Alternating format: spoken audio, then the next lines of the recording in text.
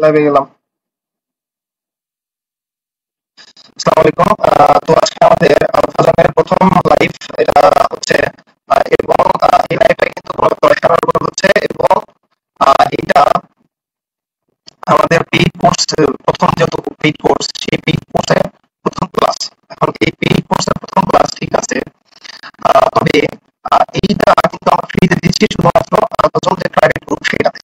আচ্ছা, তো প্রথমেই বলে রাখি আমাদের কোর্স যেটা কিভাবে সাজানো, আমাদের কোর্সটা সাজানো হচ্ছে আমাদের যেহেতু সামনে 24 ব্যাচ, সেই 24 ব্যাচের যে প্ল্যান, সেই প্ল্যানকে সামনে রেখে আমাদের কোর্সটা কমপ্লিট করতে হবে।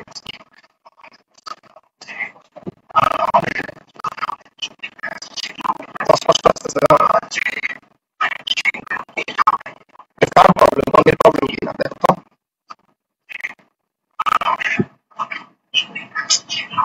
নেট প্রবলেম থাকতে পারে তোমার, একটু দেখো।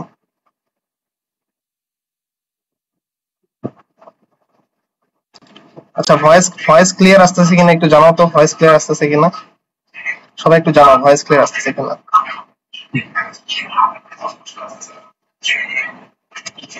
ভয়েস ক্লিয়ার আসতেছে কিনা একটু সবাই জানাও তো।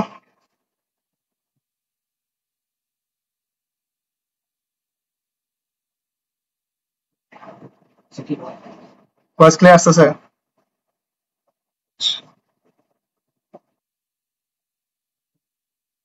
ঠিক আছে। তাহলে তোমার তো প্রবলেম, নেট প্রবলেম।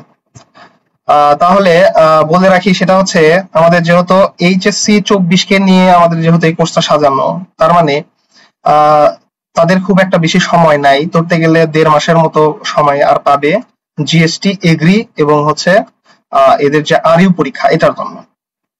আচ্ছা, এখন কি করা যেতে পারে এতদিন? কথা হলো অ্যাডমিশন যে এক্সাম, সেই অ্যাডমিশন এক্সামে কিন্তু কোশ্চেন গুলো আসে মূল বই ভিত্তিক, অর্থাৎ মূল বই থেকে কিন্তু তারা বেশিরভাগ কোশ্চেন করে থাকে। এখন তার মানে আমাদের অবশ্যই মূল বইয়ে ফোকাস দিতে হবে। কোশ্চেন ব্যাংক যেটা, কোশ্চেন ব্যাংক কখনো আমাদের কোশ্চেন কমন ফেলাইতে পারেন না। কোশ্চেন ব্যাংক শুধুমাত্র করা হয় কোশ্চেন প্যাটার্নটা বোঝার জন্য। মেইন তাহলে আমাদের কি চিন্তা ভাবনা থাকবে? আমাদের চিন্তা ভাবনা হবে বই কেন্দ্রিক। আমরা বই কিভাবে খুব শর্ট টাইমে ভালোভাবে হচ্ছে বইটা শেষ করতে পারবো, এটা হলো বিষয়। এখন তার মানে আমাদের প্রত্যেকটা অধ্যায় এমন ভাবে শেষ করতে হবে যেন এইটার বইগুলো ভালোভাবে আমরা শেষ করতে পারি। আগে বইয়ের সাথে আগে আগে দিব।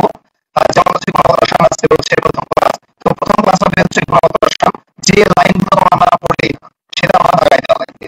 দেন নেক্সট ক্লাসে আমরা এটার যে অধ্যায়গুলো, মানে যে এমসিকিউ গুলো আমাদের ভালো মতো সলভ করতে হবে, সেগুলো আমি তোমাদের দেখাই দিব। তার মানে একটা অধ্যায়ের কিন্তু কমপ্লিট হচ্ছে তোমরা কম্বাইন্ড একটা গাইডলাইন, এবং তোমাদের হচ্ছে এই যে এমসিকিউ এর জন্য তোমরা কি করবা সেটা কিন্তু তোমরা খুব ভালোভাবে শেষ করবে, বুঝছো? এবং এটা আমার বিশ্বাস, যে লাইনগুলো দাগাই দিব সেগুলো যদি ভালো মতো তুমি যদি শেষ করতে পারো, ইনশাল্লাহ ভালো কিছু হবে। আচ্ছা, তাহলে কথা না বাড়ে শুরু করে দিই আমাদের প্রথম অধ্যায়, গুণগত রসায়ন। দেখো, গুণগত রসায়নের প্রথমেই আমাদের হচ্ছে কিছু ইন্ট্রোডাকশন দেওয়া আছে, সেই ইন্ট্রোডাকশন গুলো কোনো কিছুই গুরুত্বপূর্ণ না। পরবর্তীতে দেখো পরমাণু মডেল ও এর প্রাথমিক ধারণা, এটা দেওয়া আছে। এমন কথা হলো, এই যে পরমাণু মডেল এবং প্রাথমিক ধারণা, এর প্রথমেই দেখো এখানে বলা আছে sir J J Thomson. Sir J J Thomson উনি হচ্ছে ক্যাথোড রশ্মির উপর পরীক্ষাকালে ইলেকট্রন আবিষ্কার করেন। ক্যাথোড রশ্মির উপর পরীক্ষাকালে কি করছে? উনি ইলেকট্রন আবিষ্কার করছে। তো এই যে sir J J Thomson cathode রশ্মির উপর পরীক্ষাকালে উনি যে ইলেকট্রনটা আবিষ্কার করলো, এটা কিন্তু খুবই গুরুত্বপূর্ণ। যে ইলেকট্রনটা আবিষ্কার করছে কে? ইলেকট্রন আবিষ্কার করছে তার মানে কে? Sir J J Thomson. সবগুলো নাম কিন্তু গুরুত্বপূর্ণ হয় না, কিন্তু আমাদের অনেক ক্ষেত্রে নামের প্রতি একটু গুরুত্ব দিতে হয়, এক্সট্রা করে গুরুত্ব দিতে হয়, যেগুলো নাম না পড়লেই না। যেমন এটা একটা, স্যার জে জে থমসন কি করছে? আমাদের ইলেকট্রন আবিষ্কার করছে, ঠিক আছে। এখন দেখো পরে 3টা লাইন দেওয়া আছে। রাদারফোর্ডের পরমাণু মডেল কত সালে উপস্থাপিত হয়? এই সালগুলো বেশ গুরুত্বপূর্ণ। সবগুলো সাল কিন্তু গুরুত্বপূর্ণ না, কিন্তু এই সালগুলো পড়তেই হবে। এই যে 1911 সালে কি হয়? রাদারফোর্ডের পরমাণু মডেল আবিষ্কার হয়। বোরের পরমাণু মডেল কত সালে আবিষ্কার হয়? 1913 সালে। আবার কোয়ান্টাম বলবিদ্যা পরমাণু মডেল, এটা বেশ গুরুত্বপূর্ণ না, কারণ এটা দেখো একটা টাইম ডিউরেশনের। যেগুলো টাইম ডিউরেশন থাকে সেগুলো সাধারণত এক্সামে খুব একটা আসে না। স্পেসিফিক যে টাইম, সেটাই মূলত এক্সামে আসে বেশি। আচ্ছা, এখন এর নিচে আসো। রাদারফোর্ডের আলফা কণা বিচ্ছুরণ পরীক্ষা, নিউক্লিয়াস আবিষ্কার। এখানে এই যে বললাম যে হচ্ছে তোমার ধরো ইলেকট্রন আবিষ্কার করছে কে? Sir J J Thomson. এটা একবার যেরকম দেখলা, তো রাদারফোর্ডের আলফা কণা বিচ্ছুরণ পরীক্ষা এটা সম্পর্কে আমাদের একটু ভালো মতো জানতে হবে। আচ্ছা, এই যে দেখো বলা হয়েছে বিজ্ঞানী থমসন প্রস্তাবিত প্লাম এন্ড পুডিং মডেল, এটা 1998 সালে দেওয়া হয়েছে। Plum and pudding model, plum and pudding অর্থাৎ কিশমিশ, এটাকে বলা হয় মূলত এই যে একটা কিশমিশ ধরো এর ভিতরে, পুডিং এর ভিতরে কেমন কিভাবে থাকে, পুডিং এর ভিতরে কিশমিশ কিন্তু ছড়ায় ছিটায় থাকে। তো থমসন সর্বপ্রথম পরমাণু মডেল এভাবেই উনি ব্যাখ্যা করছিলেন যে একটা ধরো পুডিং, সেই পুডিং এর ভিতরে কিশমিশ গুলো ছড়ায় ছিটায় আছে। আসলে কি এভাবে ইলেকট্রন থাকে? আসলে কিন্তু এভাবে ইলেকট্রন থাকে না। তো উনি এটা বলছিলেন। তাহলে এইটা কত সালে বলছিল? 1898 সালে। খুব একটা গুরুত্বপূর্ণ না, কিন্তু এইটা হচ্ছে গুরুত্বপূর্ণ। দেখো প্লাম এন্ড পুডিং মডেল, এইটার জনক কে? প্লাম এন্ড পুডিং মডেলের জনক কে? থমসন, বিজ্ঞানী জে জে থমসন। এটা বেশ গুরুত্বপূর্ণ। আচ্ছা, এখন দেখো এই যে আলফা কণা, আসলে আলফা কণাটা কি? এটা বেশ গুরুত্বপূর্ণ। দ্বি ধনাত্মক হিলিয়াম নিউক্লিয়াসই হচ্ছে আলফা কণা, দ্বি ধনাত্মক হিলিয়াম নিউক্লিয়াস। আচ্ছা, এটা যদি তোমাদের দেখাই, দেখি বলো তো দ্বি ধনাত্মক হিলিয়াম নিউক্লিয়াস কেমন হয়? দ্বি ধনাত্মক হিলিয়াম নিউক্লিয়াস, হিলিয়াম যেটা আছে এটা হলো হিলিয়াম। এখন হিলিয়ামের পারমাণবিক সংখ্যা হচ্ছে 2 আর পারমাণবিক ভর হচ্ছে কত? 4। তাহলে দ্বি ধনাত্মক মানে 2+, এইটা হলো দ্বি ধনাত্মক হিলিয়াম নিউক্লিয়াস, এবং এটাকে বলা হচ্ছে কি? আলফা কণা। এটাই কি আসলে আলফা কণা? দ্বি ধনাত্মক হিলিয়াম নিউক্লিয়াসই হলো কি? আলফা কণা। এটা কিন্তু আমাদের জানতে হবে। আচ্ছা, এখন এরপরে দেখো আলফা কণার কিছু বৈশিষ্ট্য দেওয়া আছে। আলফা কণার বৈশিষ্ট্যের ভিতরে এই যে 1 × 10⁻7 থেকে আলফা কণা 2.5 × 10⁻7 মিটার পার সেকেন্ড পর্যন্ত এর গতিবেগ হতে পারে। এই ডিউরেশনটা খুব গুরুত্বপূর্ণ যে আলফা কণার গতিবেগ কত পর্যন্ত হতে পারে? 1 × 10⁻7 থেকে 2.5 × 10⁻7 পর্যন্ত হতে পারে। আচ্ছা, এখন দেখো এই যে আলফা কণা, এটা আমাদের গেল। এখন এই যে রাদারফোর্ডের পরীক্ষায় ব্যবহৃত উপকরণ, এই যে উপকরণের ভিতরে সবচেয়ে বেশি গুরুত্বপূর্ণ হচ্ছে যে সোনার পাতের পুরুত্বটা কত। সোনার পাতের পুরুত্ব কিন্তু আগের যে বইগুলো সেখানে কিন্তু দেওয়া ছিল 0.0004। এখন যে তোমার হচ্ছে আপডেট যে বইগুলো আছে সেগুলোতে 0.04 এটা দেওয়া আছে, এত সেন্টিমিটার। এখন তোমার কোশ্চেন যেগুলো হবে অবশ্যই কি সেগুলো আপডেট বই থেকে হবে, এই হলো বিষয়। এটা একটা গুরুত্বপূর্ণ, কত সেন্টিমিটার পুরু সোনার পাত। আর হচ্ছে আমাদের পরীক্ষাটা করার জন্য কোন পর্দা ব্যবহার করা হয়? এই যে জিঙ্ক সালফাইড, অর্থাৎ এই দেখো জেটেনএস এর পর্দা ব্যবহার করা হয়, জিঙ্ক সালফাইড আবরণযুক্ত পর্দা ব্যবহার করা হয়। আচ্ছা, এখন রাদারফোর্ডের পরীক্ষার বর্ণনা, এই বর্ণনাগুলো আসলে আমাদের খুব একটা গুরুত্বপূর্ণ না। এখানকার একটা বিষয় গুরুত্বপূর্ণ, দেখো যদি বলা হয় যে কতগুলো মানে রাদারফোর্ডের এক্সপেরিমেন্টে আমরা দেখতেছি হচ্ছে একটা সোনার পার ব্যবহার করা হয়, বাইরে থেকে আলফা কণা ছুড়ে দেওয়া হয়। এখন এই সোনার ভিতরে কতগুলো রশ্মি যাইতে পারে সেটা দেখবো, কতগুলো রশ্মি একবারে ব্যাক করে সেটা দেখবো, এবং কতগুলো রশ্মি স্ক্যাটার্ড হয় অর্থাৎ ছড়ায় ছিটায় যায় সেটাও আমরা পর্যবেক্ষণ করলে দেখতে পাই। এখন কথা হলো একেবারে সোনার যে নিউক্লিয়াস, সেই নিউক্লিয়াসে আঘাত করার পরে পুরোপুরি বিপরীত ভাবে ফিরে আসে মাত্র 20,000টার ভিতরে একটা। এই যে দেখো 20,000টার ভিতরে একটা, এটা কিন্তু বেশ গুরুত্বপূর্ণ। আচ্ছা, দেন পরমাণুর বেশিরভাগ অংশই ফাঁকা, এটা তো বুঝতেইছো। এখানে দেখো আরেকটা গুরুত্বপূর্ণ আছে, পরমাণুর কেন্দ্রে সমগ্র ভর কত পার্সেন্ট জায়গা দখল করে রাখে? 99.97% জায়গা দখল করে রাখে হচ্ছে পরমাণুর কেন্দ্রে পরমাণুর প্রায় সমগ্র ভর। এটা গুরুত্বপূর্ণ কিন্তু। আচ্ছা, এখন পরবর্তীতে দেখো এখানে বেশ কিছু গুরুত্বপূর্ণ কিছু নাই, এটা পড়তে পারো যে আলফা কণার ভর ইলেকট্রন কণার ভরের চেয়ে কত গুণ বেশি? 7,000 গুণ বেশি। চাইলে পড়তে পারো। রাদারফোর্ডের পরমাণু মডেল এখন চলে আসলো। দেখো রাদারফোর্ডের পরমাণু মডেলে সবচেয়ে গুরুত্বপূর্ণ হলো এইটা, দেখো একে নিউক্লিয়ার মডেলও বলে, আবার এটা মানে সৌরজগতের সাথে রাদারফোর্ডের মডেলের মিল আছে বলে এটাকে সোলার সিস্টেম মডেলও বলা হয়।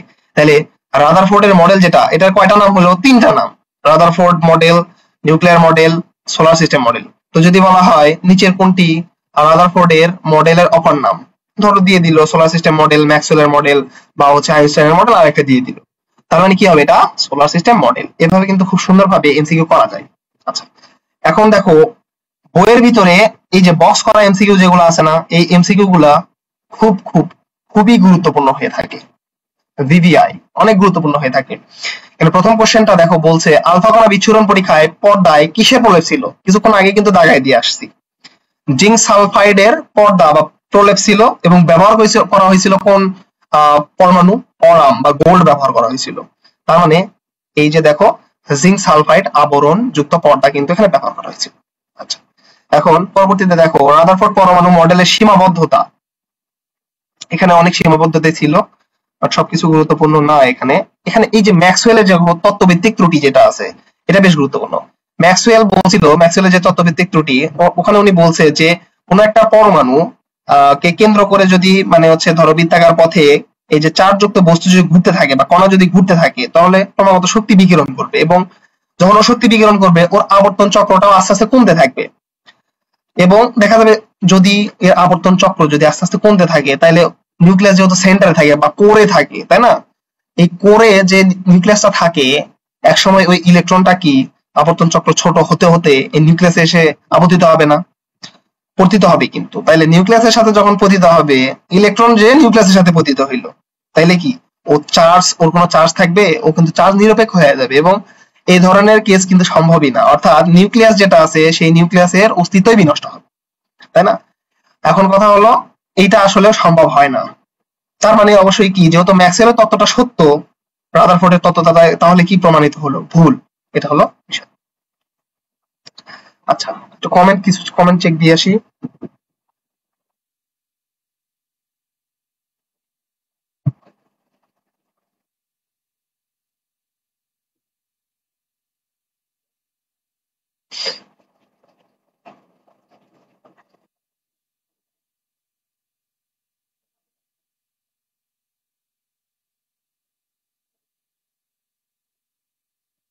আচ্ছা, ঠিক আছে। এখন দেখো, এখানে আমরা পরবর্তীতে যদি যাই, ম্যাক্সওয়েলের তত্ত্বভিত্তিক ত্রুটি এটা গেল। হাইড্রোজেন পরমাণুর বর্ণালীর ব্যাখ্যা কিন্তু রাদারফোর্ডের পরমাণু দিতে পারে না। অর্থাৎ হাইড্রোজেন পরমাণু যেটা আছে, এটা কয়টা ইলেকট্রন বিশিষ্ট? একটা ইলেকট্রন বিশিষ্ট না, শুধুমাত্র ওই একটা ইলেকট্রন বিশিষ্ট পরমাণুর ক্ষেত্রেই এটা বর্ণনা দিতে পারবে শুধুমাত্র বোর। এটা কিন্তু একটা পরমাণুর একটা ইলেকট্রন বিশিষ্ট পরমাণু যেটা আছে, যেমন ধরো হাইড্রোজেন, এই হাইড্রোজেনের বর্ণালী ব্যাখ্যা ভালোভাবে দিতে পারে বোর। কিন্তু যদি একাধিক ইলেকট্রন হয় সেই ক্ষেত্রে কিন্তু বোর দিতে পারে না, এটা বুঝছো? রাদারফোর্ড তো দিতে পারবেই না। আচ্ছা, এখানে বেশ গুরুত্বপূর্ণ কিছু নাই। বোর পরমাণু মডেল, এখানে দেখবা যে বোর পরমাণু মডেল রাদারফোর্ডের যে তিনটা ত্রুটি ছিল সেই ত্রুটি নিয়ে কাজ করছে। এটা আমি মনে রাখতাম, কক্ষের কোণায় বর্গ দিয়ে, কক্ষের কোণায় বর্গ, কক্ষের কোণায়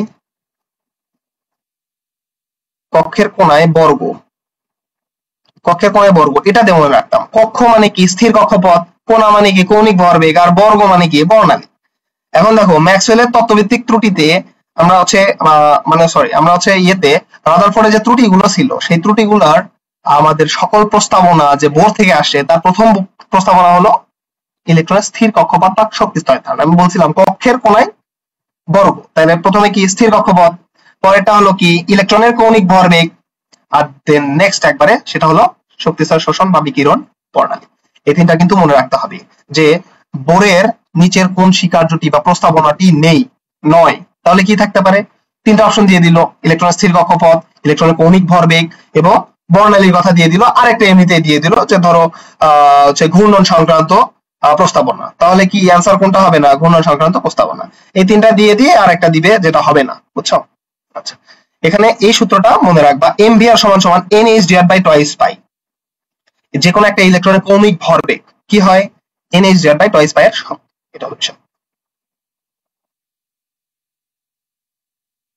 আচ্ছা, এখন শক্তির বর্ণালীর ক্ষেত্রে আমরা আরেকটা সূত্র মনে রাখবো, সেটা হচ্ছে ডেল ই সমান সমান এইচ নিউ। এই সূত্রটা গুরুত্বপূর্ণ। অর্থাৎ কতটুকু শক্তি শোষিত হইলো বা কতটুকু শক্তি বিকিরিত হবে, সেই শক্তির পরিমাণ হচ্ছে ডেল ই সমান সমান হচ্ছে প্লাঙ্ক ধ্রুবক ইনটু নিউ।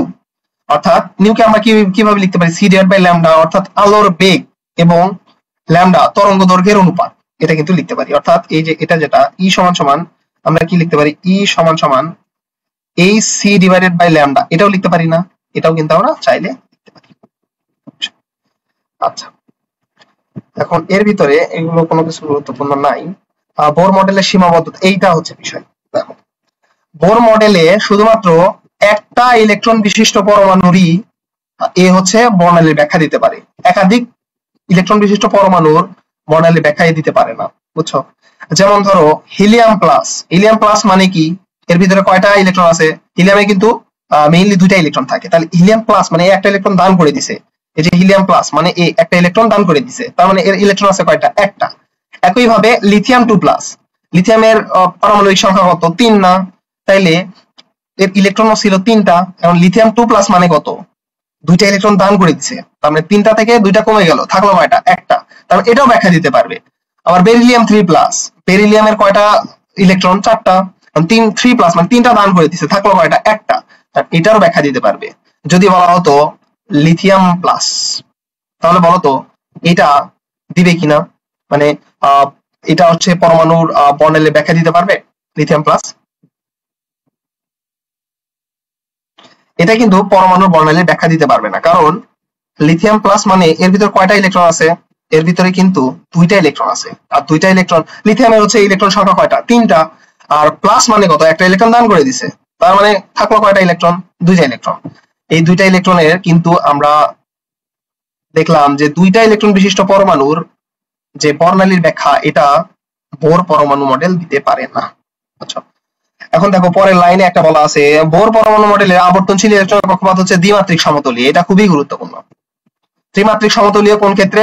যখন আসবে কোয়ান্টাম বলবিদ্যা পরমাণু মডেল, যেখানে হচ্ছে তোমার কণানীয় কাজ এবং হচ্ছে তরঙ্গ ধর্মনীয় কাজ, সেখানে শুধুমাত্র ত্রিমাত্রিক সমতল। আর এখানে ইলেকট্রনের কক্ষপথ পথ হবে দ্বিমাত্রিক সমতলীয়। আচ্ছা,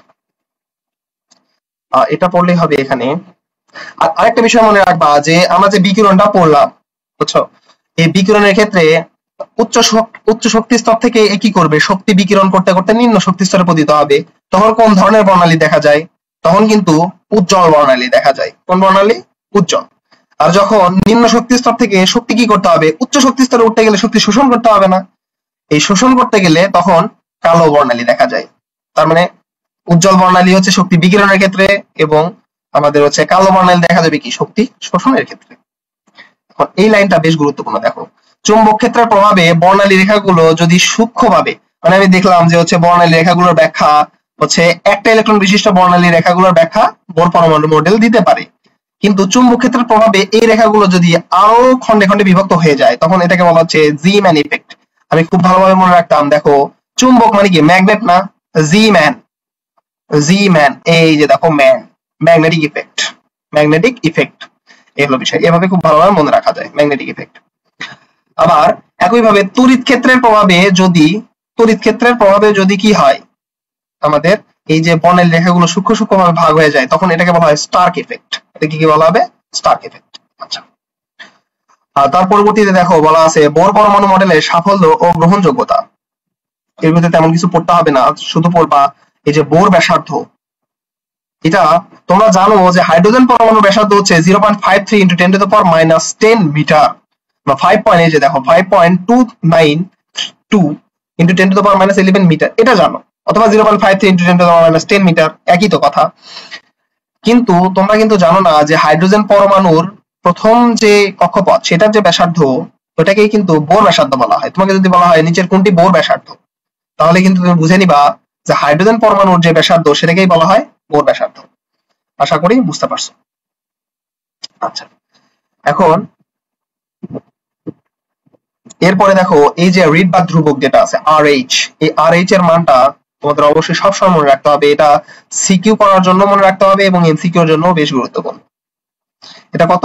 109.678, এভাবে মনে রাখতাম। 109, দেখো 109.678 পার সেন্টিমিটার। আর তুমি যদি মিটার পার মিটারে বের করতে চাও, তাহলে কত হবে? 10.97 × 10⁶ পার মিটার। 10.97 × 10⁶ per metre. আচ্ছা, এখন এরপরে এগুলো তেমন কিছু নাই, এগুলোর ভিতরে তেমন কিছু পড়তে হবে না।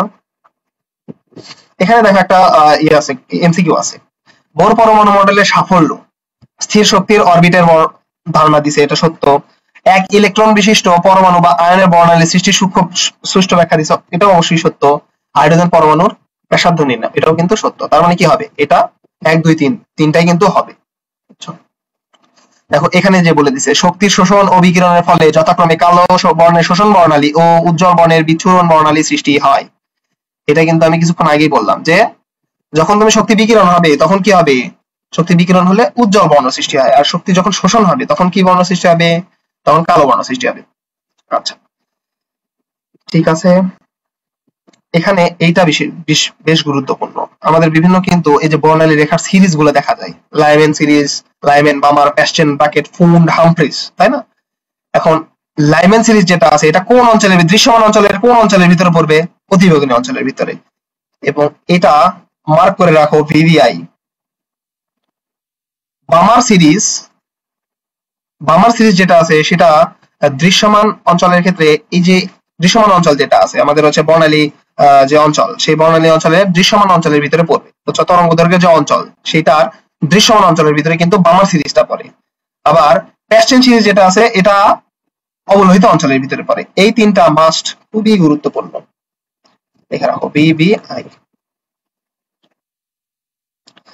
এখানে সবকিছু গুরুত্বপূর্ণ না, এইটা পড়তে হবে তোমাদের। দেখো N1 নিম্ন শক্তি স্তর, N1 নিম্ন শক্তি স্তরে যদি যে কোনো একটা উচ্চ শক্তি স্তর থেকে যদি কোনো ইলেকট্রন আসে, এবং মানে মনে রাখবা যে যদি নিম্ন শক্তি স্তরের মান হয় 1, সেটা ফিফথ হচ্ছে অরবিট থেকেও আসতে পারে, ফোর্থ অরবিট থেকেও আসতে পারে।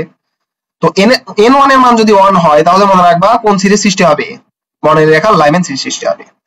N যদি 2 হয় তাহলে বামার, তারপরে প্যাস্টেন, তারপরে ব্রাকেট, তারপরে ফুন্ড, তারপরে কি যদি N1 যদি 6 হয় তাহলে তাকে বলা হয় হামফ্রিজ। এটা কিন্তু তোমার মনে রাখতে হবে। আচ্ছা নেক্সটে আমরা এগুলো দেখো অঙ্ক দেওয়া আছে, এই অঙ্কগুলো অবশ্যই ভার্সিটির জন্য বা হচ্ছে তোমার যেগুলো থিওরি রিলেভেন্ট টাইপ সেখানে খুব একটা বেশি আসবে না, ছোট ছোট অঙ্ক যেগুলো আছে সেগুলো আসবে, বুঝছো? সেটা আমরা হচ্ছে এমসিকিউ সলভ করানোর সময় বলে দিব। দেখো বোর পরমাণু তত্ত্বের প্রয়োগ, এখানে জাস্ট সূত্র যদি মনে রাখতে চাও যে ব্যাসার্ধ নির্ণয় সূত্র, সেই ব্যাসার্ধ নির্ণয় সূত্র হিসেবে তোমরা মনে রাখবা কোনটা জানো, এইটা, মানে যে কোনো পরমাণুর ক্ষেত্রে যে কোনো নাম্বারের ব্যাসার্ধ অর্থাৎ যে কোনো কক্ষপথের ব্যাসার্ধ হবে হাইড্রোজেন পরমাণুর প্রথম কক্ষপথের ব্যাসার্ধ অর্থাৎ 0.53 × 10⁻⁻10 মিটার অথবা -8 সেন্টিমিটার ইন্টু n²/z, যেখানে n কি আসলে, n হচ্ছে কক্ষপথ নাম্বার, কক্ষপথ নাম্বার, এবং z হচ্ছে কি, z হলো পারমাণবিক সংখ্যা,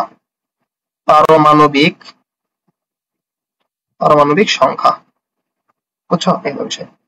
এখন এই লাইনটা তোমাদের গুরুত্বপূর্ণ, 1 EMU সমান কত ESU। দেখো EMU এর পূর্ণরূপ কি জানো, EMU এর পূর্ণরূপ হচ্ছে ইলেকট্রোম্যাগনেটিক ইউনিট। তাহলে 1 ইলেকট্রোম্যাগনেটিক ইউনিট সমান কত, এই যে ESU দেখতেছো না, এটা পূর্ণরূপ হচ্ছে ইলেকট্রোস্ট্যাটিক ইউনিট। তাহলে তোমাকে যদি বলা হয় যে 1 ইলেকট্রোম্যাগনেটিক ইউনিট সমান কত ইলেকট্রোস্ট্যাটিক ইউনিট, তাহলে তুমি কত দাগাবা, 3 × 10⁻10 ইলেকট্রোস্ট্যাটিক ইউনিট। এটা কিন্তু একটু ভালোভাবে পেঁচাইতে পারে, বলে দিল 1 ইলেকট্রোম্যাগনেটিক ইউনিট সমান কত, তাহলে কিন্তু তোমার জন্য ধরা আসলেই মুশকিল হয়ে যাবে। এই হলো বিষয়। এখন যদি বেগের ক্ষেত্রে তুমি যদি মানগুলো নির্ণয় করতে চাও তাহলে তুমি যেটা মনে রাখবা সেটা হলো এই যে দেখো vn সমান মনে রাখবা vn সমান v1 × 1/n, এভাবে মনে রাখবা, অর্থাৎ z/n মনে রাখবা।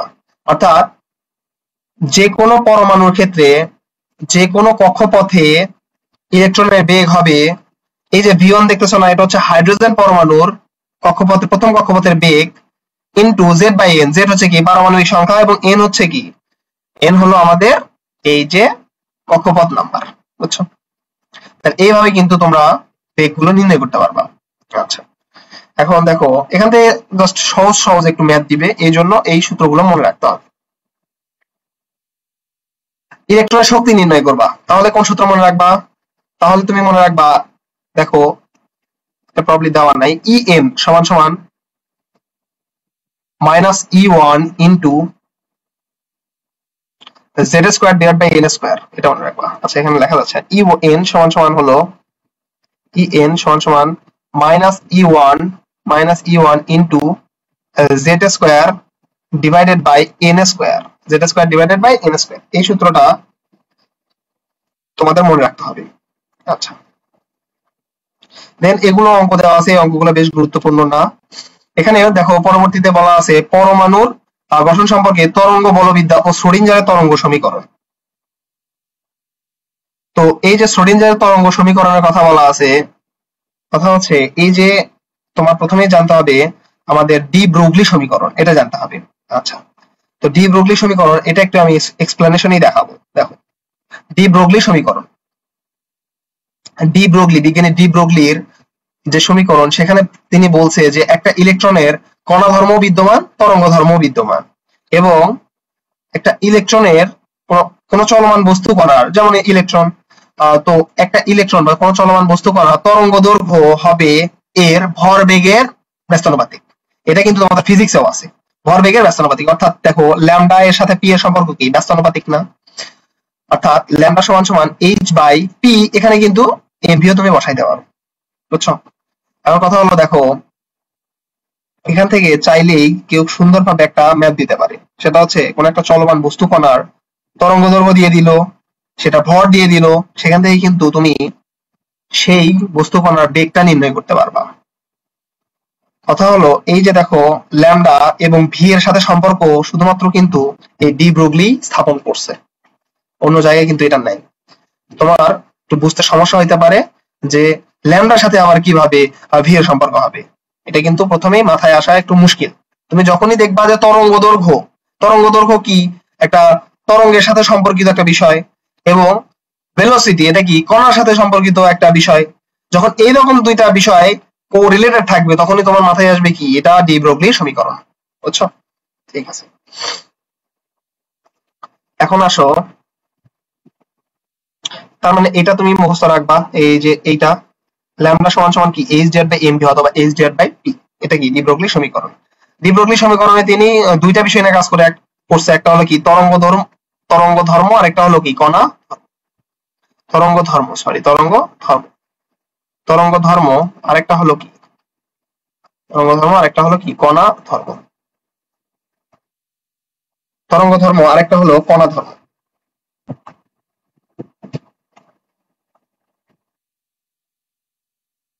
ঠিক আছে, এখন আসো ইলেকট্রনের তরঙ্গ ধর্মের ব্যাখ্যা ও ইলেকট্রনের কৌণিক ভরবেগ এমভিআর সমান সমান NS divide by twice pi প্রমাণ, এগুলো লাগবে না। একটা এমসিকিউ আছে, দেখো হাইড্রোজেন পরমাণুর প্রথম কক্ষপথে ইলেকট্রনের শক্তি E1 হলে তৃতীয় কক্ষপথে ইলেকট্রনের শক্তি কত হবে? তাহলে তৃতীয় কক্ষপথে ইলেকট্রনের শক্তি কত হবে একটু চিন্তা করো তো। প্রথম কক্ষপথে ইলেকট্রনের শক্তি বলছে E1, তাহলে তৃতীয় কক্ষপথে ইলেকট্রনের শক্তি আমি বলছিলাম En সমান সমান আমরা কি জানি? E1 into E1 into n square divide by z square divide by n square না? এটা কিন্তু আমরা জানি। তাহলে E1 হচ্ছে প্রথম কক্ষপথে হাইড্রোজেন পরমাণুর প্রথম কক্ষপথের শক্তি, এটা বলে দেওয়া আছে। আর এখন হাইড্রোজেন পরমাণু, তার মানে যেটার মান কত হবে? 1 স্কয়ার, এবং n যেটা আছে এটার মান কত হবে? 3 হবে না? কারণ তৃতীয় কক্ষপথের কথা বলছে, তাহলে 3 স্কয়ার, তার মানে কত আসবে? দেখো তো आंसर E1 ডিভাইড বাই 9। অর্থাৎ সেই যে পরমাণু তার যে শক্তি হবে, মানে কক্ষপথের শক্তি হবে, সেটা হচ্ছে হাইড্রোজেন পরমাণুর কক্ষপথের প্রথম কক্ষপথের শক্তি ডিভাইডেড বাই 9, এটা কিন্তু আসবে। এই যে দেখো आंसर কি হবে তাহলে? E1 divide by 9। ঠিক আছে,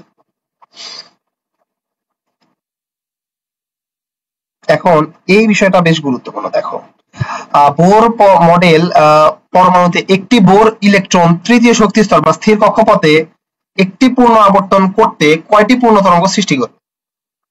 এটা সবসময় মনে রাখবা। এই যে দেখো তৃতীয় কক্ষপথে পরিধি, এটা মনে রাখো। সুতরাং বোর ইলেকট্রন বিভিন্ন কক্ষপথে আবর্তনকালে কক্ষপথের প্রধান কোয়ান্টাম সংখ্যার সমসংখ্যক পূর্ণ তরঙ্গ সৃষ্টি করে। যদি হয় 3 নাম্বার কোয়ান্টাম সংখ্যা, মানে প্রথম শক্তি স্তরে যদি হয় 3, তাহলে কি হবে? 3টা পূর্ণ তরঙ্গ সৃষ্টি করবে। যেমন এখানে বলা আছে কি বোর ইলেকট্রন তৃতীয় শক্তি স্তরে, তাহলে তৃতীয় শক্তি স্তরে কয়টা পূর্ণ তরঙ্গ সৃষ্টি করবে? 3টা। আর যদি বলা হতো বোর ইলেকট্রন চতুর্থ শক্তি স্তরে, তাহলে কত? 4টা। নবম শক্তি স্তরে তাহলে কত? 9টা। এরকম। ডি ব্রোগলি সমীকরণ কোনটি? তোমরাই বলো। ডি ব্রোগলি সমীকরণ কি? এই যে ল্যামডার সাথে পি এর সম্পর্ক স্থাপন করছিল না ডি ব্রোগলি, তাহলে ল্যামডা সমান সমান কি? এইচ ডিভাইড বাই এমভি, এটা হলো ডি ব্রোগলি সমীকরণ। আচ্ছা, এখন দেখো তারপরে বলা আছে হাইজেনবার্গের অনিশ্চয়তা নীতি, হাইজেনবার্গস আনসার্টেইনটি প্রিন্সিপাল। এখানে ইনি বলছে যে কোন একটা কণা ও তরঙ্গ ধর্ম, যেহেতু একটা ইলেকট্রনের কণা এবং তরঙ্গ ধর্ম উভয়ই আছে, তার মানে তুমি যদি এর অবস্থান তুমি যদি ভালোভাবে নির্ণয় করতে চাও তাহলে তুমি এর ভরবেগ ভালো মতো নির্ণয় করতে পারবা না। আবার তুমি যদি ভরবেগ নির্ণয় করতে চাও তাহলে তুমি অবস্থান নির্ণয় করতে ভুল করবা। কারণ একটা যদি তুমি ভালোভাবে নির্ণয় করো তাহলে অন্যটাতে ভুল হয়ে যাবে বেশি, এবং এই ভুলের একটা মাত্রা উনি দিয়ে রাখছে, del x into del p, এটা কিসের সমান হবে? এইচ জেড বাই 4 পাই এর সমান হবে। এটা কিন্তু তোমাদের মডার্ন ফিজিক্স বা আধুনিক পদার্থবিদ্যা যেটা চ্যাপ্টার আছে তোমাদের হচ্ছে ফিজিক্সের, সেখানেও আছে হাইজেনবার্গের অনিশ্চয়তার নীতি। তার মানে তোমার যদি একটা জায়গায় গ্যাপ পড়ে যায় তাহলে দেখবা আলটিমেটলি অন্য জায়গাতেও বুঝতেছ না। এখানে ডেল এক্স দ্বারা বোঝানো হয় কি? অবস্থানের পরিবর্তন। তুমি যদি অবস্থানের পরিবর্তন ভালোভাবে নির্ণয় করো তাহলে কি হবে? ডেল পি এর মান কি হয়ে যাবে? ধরো এটা খুব ভালোভাবে নির্ণয় করছো, তার মানে ডেল এক্স মানে বোঝায় যে অবস্থান নির্ণয়ে তুমি কতটুকু কম ভুল করছো। ধরো অনেক কম ভুল করছো, ডেল এক্স এর মান অনেক কম আসছে, তাহলে ডেল পি এর মান বেশি আসবে না? তাহলে ডেল পি এর মান বেশি মানে কি? ভরবেগের পরিবর্তনটা তুমি অনেক বেশি বের করছো। তার মানে ভরবেগের পরিবর্তন বেশি বের করা মানে তুমি এক্সাক্ট ভরবেগ নির্ণয় করতে পারো নাই। তার মানে একটা ভালো মতো নির্ণয় করতে পারলে অন্যটা কিন্তু আলটিমেটলি ভুল হয়ে যাবে, বুঝছো? একটু বেশি ভুল হয়ে যাবে। এখানে শ্রোডিঞ্জার তরঙ্গ সমীকরণ যেটা আছে, যারা ইঞ্জি অ্যাসপিরেন্ট তারা এই সূত্রটা মনে রাখতে পারো, বাদ বাকি ভার্সিটি এবং হচ্ছে মেডিকেল বা অন্য কোনো ইয়েতে ইউনিভার্সিটিতে এটা আসবে না, এটা শুধুমাত্র ইঞ্জিনিয়ারিং এ আসে। এখানে হচ্ছে এটা দেখতেছো, এটা কি বলা হয়? ত্রিশূলের মতো যেটা দেখতেছো এটাকে সাই বলা হয়, সাই, বুঝছো? সাই একটা জিনিস আর একটা ফাই কিন্তু আলাদা জিনিস, তাই না? এটা হলো সাই, বুঝছো? দেখো এটা হচ্ছে d square psi divide by d x square plus d square psi divide by d y square plus d square psi divide by d z square plus 8 pi square m z by h square. মানে সূত্রটা বলা আছে, তোমরা কি করবা? আর যারা ইঞ্জি aspirant আছে তারা সূত্রটা পড়তে পারে, ভাববে কি দরকার নাই। এখানে শুধুমাত্র গুরুত্বপূর্ণ হচ্ছে এই যে সাই এবং সাই স্কয়ারের বৈশিষ্ট্যটা কি আসলে। এই যে দেখো এখানে লাইন বলা আছে সাই, এই সাই কে বলা হয় আইজেন ফাংশন, এবং এটা তরঙ্গের বিস্তৃতি বা অ্যামপ্লিটিউড প্রকাশ করে, তরঙ্গের বিস্তৃতি বা অ্যামপ্লিটিউড প্রকাশ করে। এবং সাই স্কয়ার যেটা আছে এটা দ্বারা বোঝানো হয় যে কোন একটা পরমাণুতে এই ইলেকট্রন, কোন একটা পরমাণু নিউক্লিয়াসের ভিতরে নিউক্লিয়াসের চারদিকে ইলেকট্রন পাওয়ার সম্ভাবনা কেমন। যদি সাই স্কয়ারের মান যদি বেশি হয় তাহলে বুঝবা যে ইলেকট্রন পাওয়ার সম্ভাবনা অনেক বেশি। এই যে দেখো 90 থেকে 95%। এবং বিজ্ঞানী সমারফিল্ড এই ধরনের সম্ভাবনাকে উনি অরবিটাল নামে নামকরণ করছে। অর্থাৎ অরবিটাল হচ্ছে সেই সকল জায়গা, পরমাণু সেই সকল জায়গা যেখানে ইলেকট্রন পাওয়ার সম্ভাবনা সবচেয়ে বেশি, ইলেকট্রন ঘনত্ব সবচেয়ে বেশি, বুঝছো? কোয়ান্টাম বলবিদ্যা পরমাণু মডেল, এখান থেকেই তো কোয়ান্টাম বলবিদ্যা পরমাণু মডেলের ভিতরে সর্বপ্রথম আসছে কি? ডি ব্রগলি, তাই না? 1924 সালে আসছে। এই যে দেখো de Broglie, Nils bore, Rutherford, এগুলা। আচ্ছা, এগুলো খুব বেশি পড়তে হবে না, এখানে তেমন কিছু গুরুত্বপূর্ণ না, এগুলো আগেই পড়ে আসছো। কোয়ান্টাম সংখ্যা এবং বিভিন্ন শক্তি স্তর ও ইলেকট্রনের ধারণা। কোয়ান্টাম সংখ্যার ভিতরে প্রথমে আসে আমাদের কয় ধরনের কোয়ান্টাম সংখ্যা বিদ্যমান? 4 ধরনের। একটা হলো প্রিন্সিপাল বা প্রধান কোয়ান্টাম সংখ্যা, অ্যাজিমুথাল বা সাবসিডিয়ারি কোয়ান্টাম সংখ্যা, বা এটাকে বলা হয় কি? সাবসিডিয়ারি কোয়ান্টাম সংখ্যা বা অ্যাজিমুথাল সহকারী কোয়ান্টাম সংখ্যা। আচ্ছা, তারপরে আছে ম্যাগনেটিক কোয়ান্টাম সংখ্যা, ম্যাগনেটিক কোয়ান্টাম নাম্বার বা চুম্বকীয় কোয়ান্টাম সংখ্যা। আরেকটা আছে স্পিন কোয়ান্টাম নাম্বার বা ঘূর্ণন কোয়ান্টাম সংখ্যা। কোনটাকে কি বলে? খুবই গুরুত্বপূর্ণ। প্রিন্সিপাল, যেমন অ্যাজিমুথাল দিয়ে দিলে কিন্তু অনেকেই বুঝতে পারবে না যে এটাই আসলে সহকারী কোয়ান্টাম সংখ্যা, বুঝছো? সাবসিডিয়ারি দিলে হয়তো বুঝতো, কিন্তু অ্যাজিমুথাল দিলে হয়তো বুঝতে পারবে না, কিন্তু এটা 4টার নাম কিন্তু বেশ গুরুত্বপূর্ণ। এখন দেখো প্রধান কোয়ান্টাম সংখ্যা n যদি থাকে, আসো ধরো প্রধান কোয়ান্টাম সংখ্যাকে আমরা কি দ্বারা প্রকাশ করলাম? প্রধান কোয়ান্টাম সংখ্যা, প্রধান কোয়ান্টাম সংখ্যা, প্রধান কোয়ান্টাম সংখ্যা এটাকে আমরা n দ্বারা প্রকাশ করি, তাই না? প্রধান কোয়ান্টাম সংখ্যা n। আচ্ছা, কথা হচ্ছে দেখো তো এই প্রধান শক্তি স্তরের সংখ্যা যদি ধরো এরকম থাকলো যে তোমার একটা পরমাণুর ক্ষেত্রে বলা হলো যে n এর মান যদি হয় 3, অর্থাৎ এর একটা পরমাণুতে যদি 3টা প্রধান শক্তি স্তর থাকে তাহলে এখানে ইলেকট্রনের সংখ্যা কত হবে? তোমাকে যদি এটা বলা হয় তাহলে তুমি এটা কিভাবে নির্ণয় করবা? তাহলে ইলেকট্রনের সংখ্যা n এর মান জানা থাকলে, n এর মান অর্থাৎ প্রধান শক্তি স্তরের মান যদি জানা থাকে, n এর মান জানা থাকলে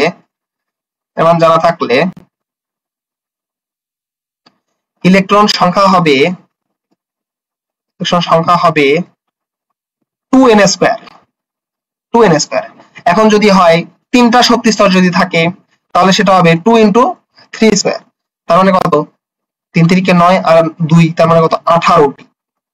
তার মানে যদি তোমার তিনটা শক্তি স্তর থাকে তাহলে বুঝবা সর্বোচ্চ ইলেকট্রন সংখ্যা কয়টা হবে? 18টা। এটা কিন্তু আমরা এমনিতেও বুঝি, প্রথমে থাকে 2টা ইলেকট্রন, পরে থাকে 8টা, তারপরে 8টা, তার মানে কত হলো?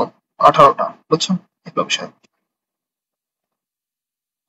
এই যে দেখো সর্বোচ্চ ইলেকট্রন ধারণ ক্ষমতা কত? 2n square. এটা খুব গুরুত্বপূর্ণ। আচ্ছা, এখন পরবর্তীতে দেখো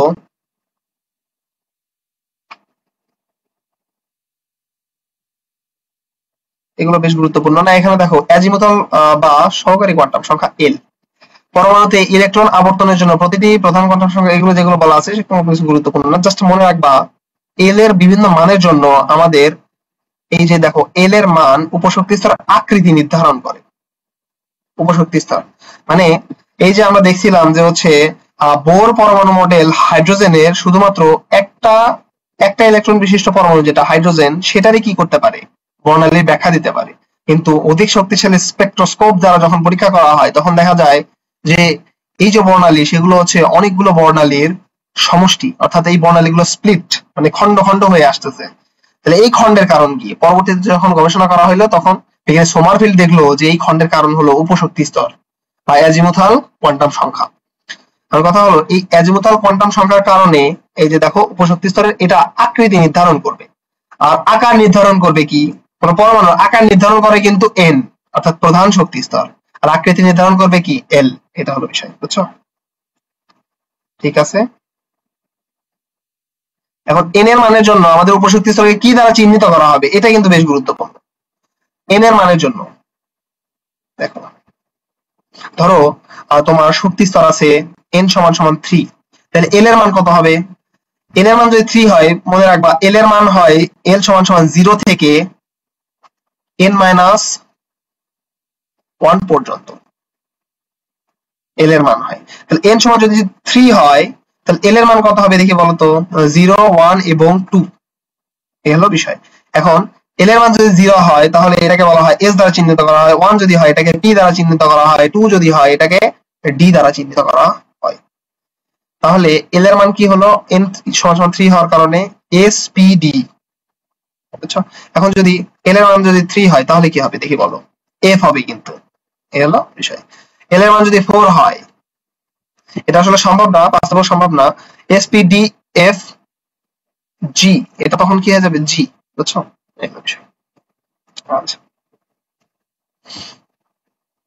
তার মানে আমরা দেখলাম n = 1 হলে কি হবে? l এর মান 0 হবে, তখন হচ্ছে s। তারপরে হচ্ছে যদি l = 0 1 হয় তাহলে কি হবে? s এবং p। আর যদি তোমার n = 3 হয় তাহলে কি হবে? spd। এবং যদি n = 4 হয় তাহলে তখন কি হবে? spd এবং f। আচ্ছা, তোমরা যখন ক্লাসগুলো করবা তখন কিন্তু তোমাদের সামনে বইটা থাকতে হবে। বইয়ের কি কি দাগায় দিচ্ছি এগুলো তোমাদের দাগায় নিতে হবে। আলটিমেটলি এগুলোই পরীক্ষায় আসবে, বাদ বাকি যেগুলো আছে সেগুলো পরীক্ষায় আসবে না। কথা হলো তুমি বইটা যখন দাগায় দিবা, এই বইটা যখন বারবার পড়বা, এই দাগানো লাইনগুলো বারবার পড়বা, তখনই দেখবা এক্সামে কমন আসতেছে। বুঝছো? এটা বিষয়। এই জন্য বইটা কাছে রাখবা, যেভাবে দাগায় দিচ্ছি সেভাবে দাগায় নাও। দেখো উপশক্তি স্তরের নামকরণের উৎস, এই SPDF এটা তো এমনি নামকরণ করা হয় নাই, অবশ্যই কোনো কারণে নাম করা হয়েছে। দেখো SPDF, S তে হচ্ছে শার্প, এই যে দেখো S তে হচ্ছে শার্প, P তে প্রিন্সিপাল, D তে ডিফিউজড এবং F তে হচ্ছে ফান্ডামেন্টাল। এই চারটা নামের কারণে কিন্তু এটার নামকরণ করা হয়েছে SPDF। বুঝছো? আচ্ছা, এখন দেখো চুম্বকীয় কোয়ান্টাম সংখ্যা M। চুম্বকীয় কোয়ান্টাম সংখ্যা হচ্ছে তুমি যে এই যে শক্তি স্তরগুলোকে বিভিন্ন উপশক্তি স্তরে ভাগ করলা, এন্ড এই উপশক্তি স্তরের ভিতরে ইলেকট্রনগুলার ত্রিমাত্রিক দিক স্থিতি বা ওরিয়েন্টেশন থাকে চৌম্বক ক্ষেত্রের কারণে। এটাকে বলা হচ্ছে, এই যে দেখো বিজ্ঞানী জিম্যান এটাকে নামকরণ করা হয়েছে ম্যাগনেটিক কোয়ান্টাম সংখ্যা। বিজ্ঞানী জিম্যান এটাকে নামকরণ করে, বিজ্ঞানী জিম্যান। এটা গুরুত্বপূর্ণ। এবং এটাকে কি দ্বারা প্রকাশ করা হচ্ছে? এম দ্বারা। আচ্ছা, আর এখন দেখো এই যে বলা হচ্ছে এল এর যে কোনো মানের জন্য এম এর মান হবে 2l+1। এম এর মান হবে 2l+1। এটা কিন্তু বেশ গুরুত্বপূর্ণ, এগুলো মনে রাখা। এখন যে কোনো উপশক্তি স্তরে মোট অরবিটাল সংখ্যা কয়টা 12 প্লাস 1 এবং যে কোনো উপশক্তি স্তরে সর্বোচ্চ ইলেকট্রন ধারণ ক্ষমতা কত 2 × 12 প্লাস 1 বুঝছো এটা মুখস্থ রাখবা যেমন একটা জিনিস বুঝাই যদি ডি অরবিটাল হয় তাহলে আমাকে বলো তো যে এখানে ইলেকট্রন ধারণ ক্ষমতা কত হবে ডি অরবিটালের ক্ষেত্রে ডি এর ক্ষেত্রে এল এর মান কত দেখি বলো তো 2 না তাহলে 2 × 12 প্লাস 1 মানে 2 × এই যে দেখো 2 2 4 হবে প্লাস 1 মানে 5 5 গুণ 2 তার মানে কত 10 না তার মানে ডি এর ক্ষেত্রে ইলেকট্রন কয়টা থাকবে দেখি বলো তো 10টা না এবং যদি ডি অরবিটাল হয় মানে ডি উপশক্তি স্তর হয় তাহলে সেই ক্ষেত্রে অরবিটাল সংখ্যা কত হবে সেটা আমরা কিভাবে বের করলাম 2l প্লাস 1 না তাহলে 2 × ডি এর ক্ষেত্রে আমরা এল এর মান কত জানি 2 না প্লাস 1 তার মানে 2 2 4 একে কত 5 তার মানে ডি উপশক্তি স্তরের ক্ষেত্রে অরবিটাল সংখ্যা হচ্ছে 5 এটা কিন্তু আমরা জানি কিভাবে dx y y z zx তারপরে x2 y2 এবং z2 এই যে দেখো s এর ক্ষেত্রে একটা অরবিটাল p এর ক্ষেত্রে তিনটা অরবিটাল d এর ক্ষেত্রে পাঁচটা অরবিটাল এবং f এর ক্ষেত্রে কয়টা অরবিটাল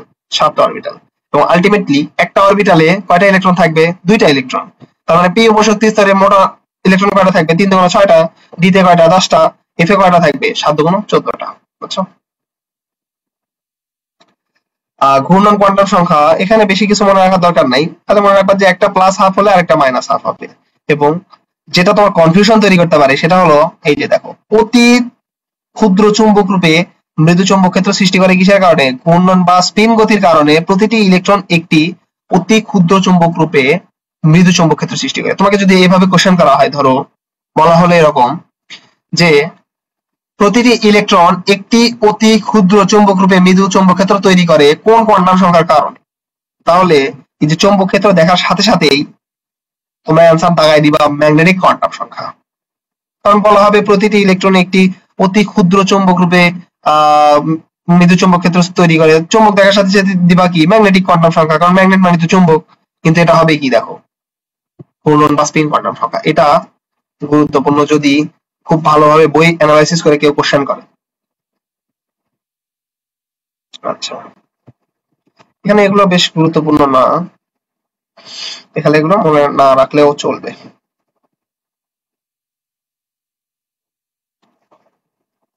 দেখো এই যে আমি তোমাদের আগে যেগুলো দাগাই দিয়েছিলাম এখানে কিন্তু এগুলো দেওয়া আছে বোর পরমাণুর ক্ষেত্রে এ নটের মান দেওয়া আছে তারপরে তুমি যদি ইএন এর মান নির্ণয় করতে চাও তাহলে দেখো ই1 যেটা আছে অর্থাৎ হাইড্রোজেনের প্রথম কক্ষপথের যে শক্তি সেটার মান কিন্তু ফিক্স -2.18 × 10⁻⁻⁸ কত -18 এটা কিন্তু ফিক্স বুঝছো আচ্ছা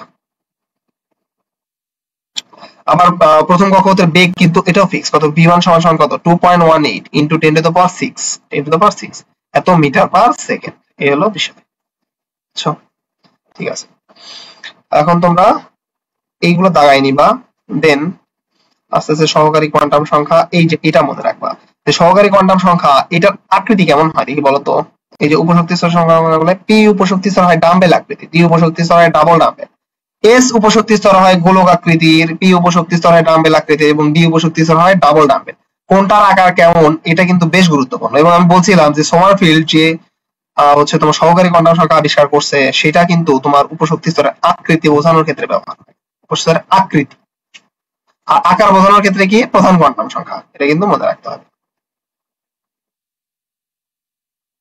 ঠিক আছে এখন দেখো এই যে কোন কোয়ান্টাম সংখ্যার আবিষ্কারক কি কথা হলো বোর আবিষ্কার করছে প্রধান কোয়ান্টাম সংখ্যা এটা কিন্তু তোমরা পারবা সোমারফিল্ড আবিষ্কার করছে সহকারী কোয়ান্টাম সংখ্যা এটাও এখন পারবা আই গেস তারপর হচ্ছে চুম্বকীয় কোয়ান্টাম সংখ্যা এখনই দেখালাম জিমান আবিষ্কার করছে এখন তোমরা পারবা না কোনটা জানো এইটা ঘূর্ণন কোয়ান্টাম সংখ্যা বা এস আবিষ্কার করছে উলেনবেক ও গোল্ডস্মিথ ব্যাপক গুরুত্বপূর্ণ খুবই গুরুত্বপূর্ণ উলেনবেক এবং গোল্ডস্মিথ আবিষ্কার করছে কি ঘূর্ণন কোয়ান্টাম সংখ্যা আচ্ছা দেখো পরমাণু ও এর মূল কণিকা সমূহ পরমাণুকে মূলত দেখো দুইটি কণিকায় ভাগ করা হয়েছে একটা হচ্ছে স্থায়ী মূল কণিকা আর একটা হলো অস্থায়ী মূল কণিকা এখন 200টার মতো আমাদের মূল কণিকা পাওয়া গেছে স্থায়ী কণিকা মানে কি যেটা সবসময় থাকবে যেমন ইলেকট্রন প্রোটন এবং নিউট্রন এটা কি সবসময় থাকে না আচ্ছা এবং অস্থায়ী মূল কণিকা যেটা আছে সেটা হচ্ছে কোনো সময় পাবা কোনো সময় পাবা না বুঝছো কিন্তু স্থায়ী মূল কণিকা কি একটা পরমাণুর ভিতরে সবসময় কিন্তু তুমি ইলেকট্রন প্রোটন নিউট্রন পাবা তাই না এগুলো হচ্ছে স্থায়ী মূল কণিকা অস্থায়ী মূল কণিকা কি কোনো সময় পাবা কোনো সময় পাবা না যেমন এই যে দেখো এখানে বলা আছে কি স্থায়ী মূল কণিকা হলো তিনটাকে বলা হচ্ছে স্থায়ী মূল কণিকা, ইলেকট্রন, প্রোটন এবং নিউট্রন। আর অস্থায়ী মূল কণিকা বিভিন্ন আছে, নিউট্রিনো, অ্যান্টি নিউট্রিনো, তারপর হচ্ছে পাইওন, মিউন, গ্লুওন, তারপর হচ্ছে ডাব্লু নট, গেজ, বোসন, এগুলো অনেকগুলো আছে তাই না? Neutrino, anti neutrino, graviton, positron, positrino, meson, boson, pion, muon, gluon, এগুলো অনেক কিছুই কিন্তু অস্থায়ী মূল কণিকার ভিতরে পড়ে। একটু দেখে রাখবা, সবচেয়ে বেশি আসে হচ্ছে এইটা কম্পোজিট কণিকা। স্থায়ী কণিকা এবং অস্থায়ী কণিকা বাদ দিয়েও একটা কণিকা বিদ্যমান, তাকে বলা হচ্ছে কম্পোজিট কণিকা। এই দুইটা উদাহরণ খুবই গুরুত্বপূর্ণ। কম্পোজিট কণিকার উদাহরণ কোনটা? আলফা কণা এবং ডিউটেরন। বারবার বলবা আলফা কণা এবং ডিউটেরন, আলফা কণা এবং ডিউটেরন। আলফা আলফা কণা কি হবে সেটা বলছিলাম, দ্বিধনাত্মক হিলিয়াম নিউক্লিয়াস। এবং ডিউটেরন কি হবে? ডিউটেরন হচ্ছে এই যে আমাদের প্রোটন আছে না, আমাদের হচ্ছে ধরো হাইড্রোজেন পরমাণু আছে, তো এই হাইড্রোজেন পরমাণুর কিন্তু তিনটা আইসোটোপ বিদ্যমান, একটা হচ্ছে প্রোটিয়াম, ডিউটেরিয়াম এবং ট্রিটিয়াম। তো এই যে ডিউটেরন হচ্ছে তোমার আমাদের যে হাইড্রোজেন আইসোটোপ ডিউটেরিয়াম, এই ডিউটেরিয়ামটাই হচ্ছে তোমার ডিউটেরন কণা। দেখো এখানে এর পারমাণবিক সংখ্যা কত? 1 এবং ভর সংখ্যা কত? 2। বুঝছো? এই বিষয় এখানে বলা আছে, দেখো ডিউটেরন হচ্ছে ভারী হাইড্রোজেন যা ডিউটেরিয়াম। যেটা তোমাদের গুরুত্বপূর্ণ সেটা হচ্ছে এই যে দেখো আইসোটোপ, আইসোবার এবং আইসোটোন। এটা আইসোটোপ লাস্টে কি আছে? প, তার মানে কি প্রোটন সংখ্যা সেম থাকবে, ভর সংখ্যা এবং নিউট্রন সংখ্যা কি থাকবে? আলাদা। আইসোবার র, ভর সংখ্যা সেম থাকবে, প্রোটন সংখ্যা এবং নিউট্রন সংখ্যা আলাদা। তারপর আইসোটোন, নিউট্রন সংখ্যা সেম থাকবে, প্রোটন সংখ্যা এবং ভর সংখ্যা আলাদা, তাই না? এটা হলো বিষয়। এখন দেখো এই যে আইসোটোপ, আইসোটোপের ভিতরে এই লাইনটা বেশ গুরুত্বপূর্ণ।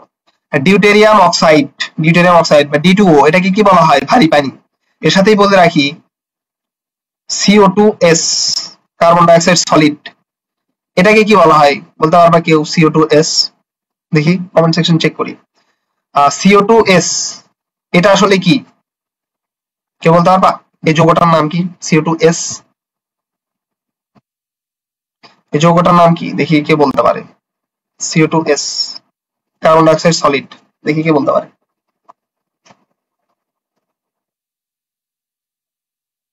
কমেন্ট সেকশনে একটু চেক করি।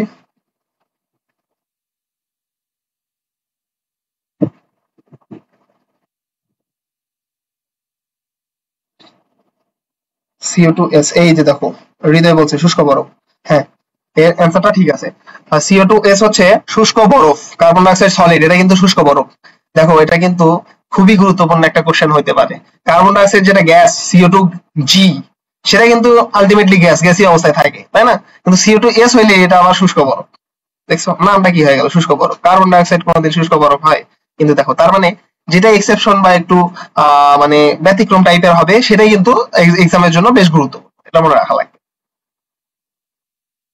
আচ্ছা, এখন দেখো প্রকৃতিতে সবগুলো অনেক ধরনের আইসোটোপ পাওয়া যায়, প্রায় 1300 মতো আইসোটোপ পাওয়া যায়, কিন্তু দুই একটা মৌলের আইসোটোপ তুমি পাবা না।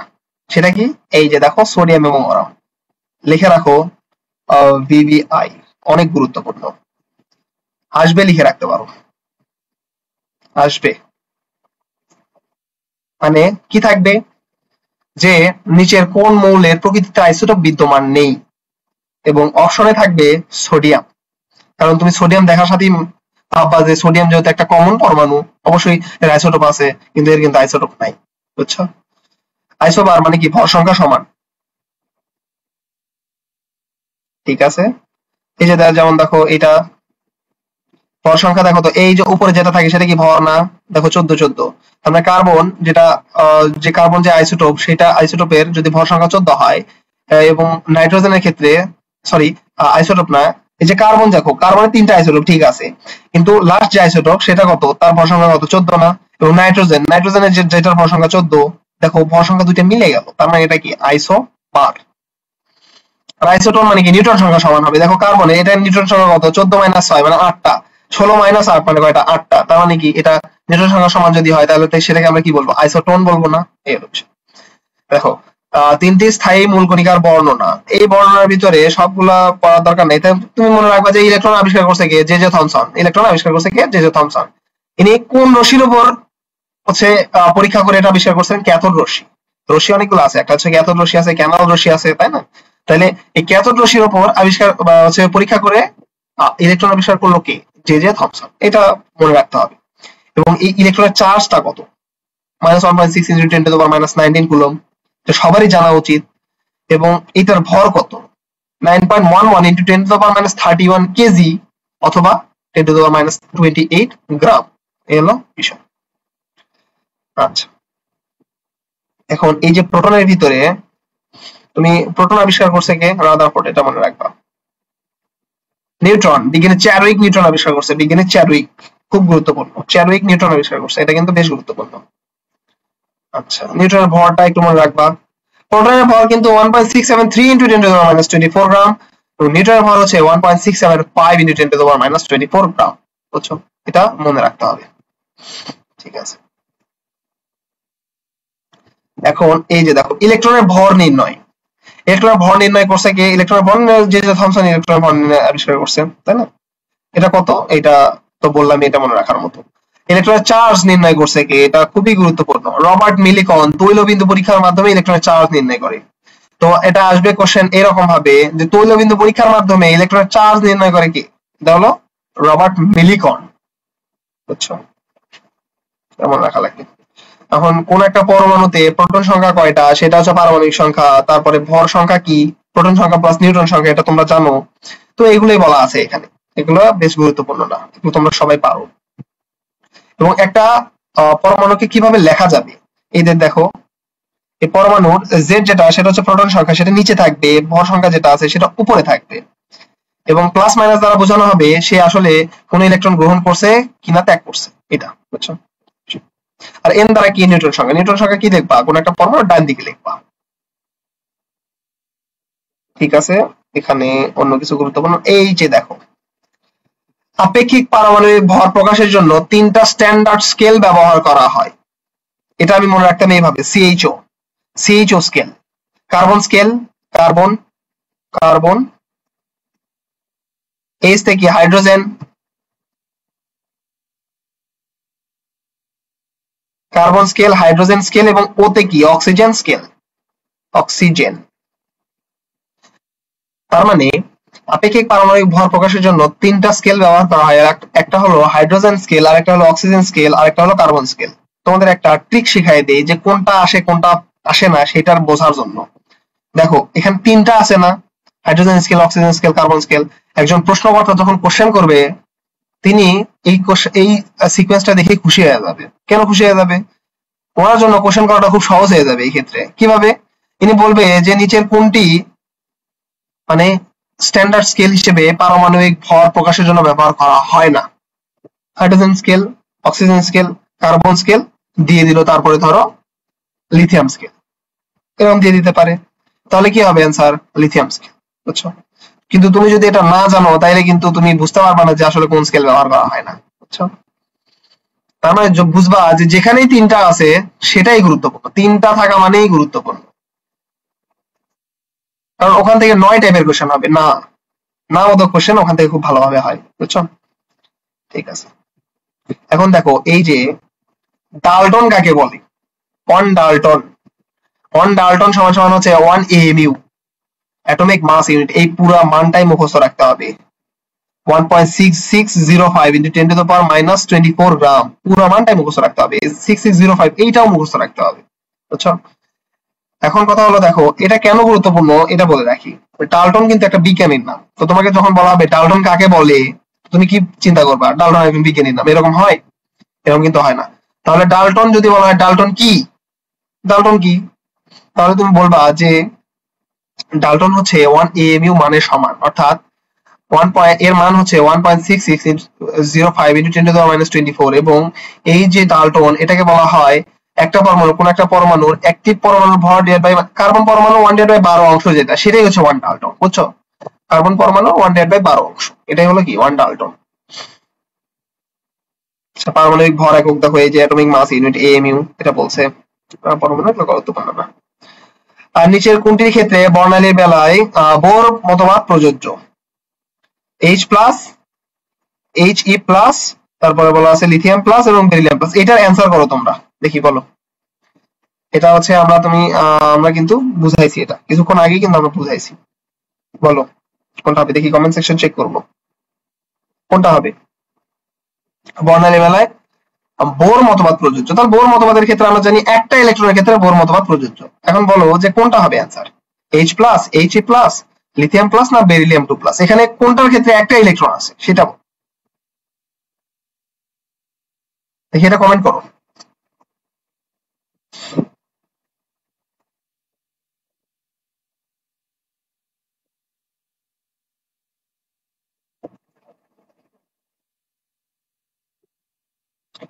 হ্যাঁ, খুবই সুন্দর, He+।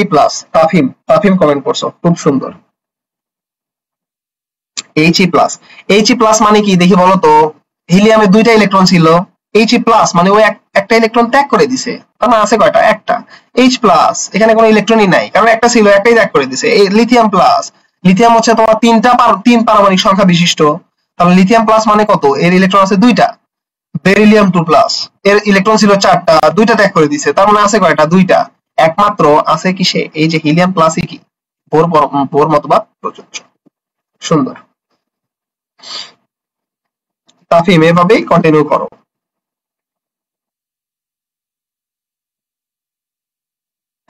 আচ্ছা দেন এইগুলোর ভিতরে তেমন কিছু গুরুত্বপূর্ণ নাই। তোমরা এই সূত্রটা জাস্ট মনে রাখতে পারো যে একটা পরমাণুর গড় পারমাণবিক আপেক্ষিক পারমাণবিক ভর নির্ণয় করে কিভাবে, এটা জাস্ট মনে রাখতে পারো।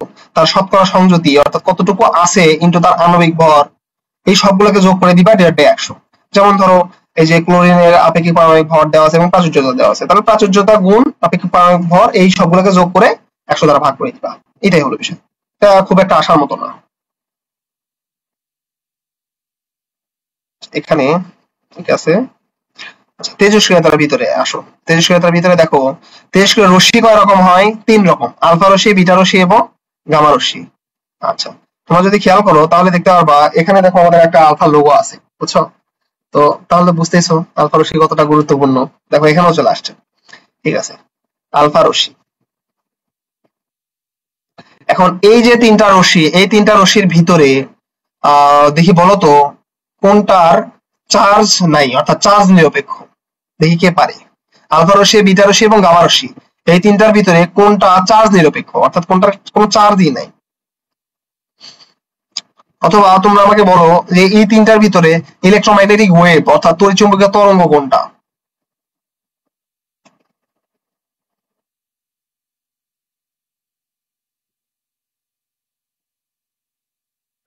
তড়িৎচুম্বকীয় তরঙ্গ কোনটা দেখি বলো।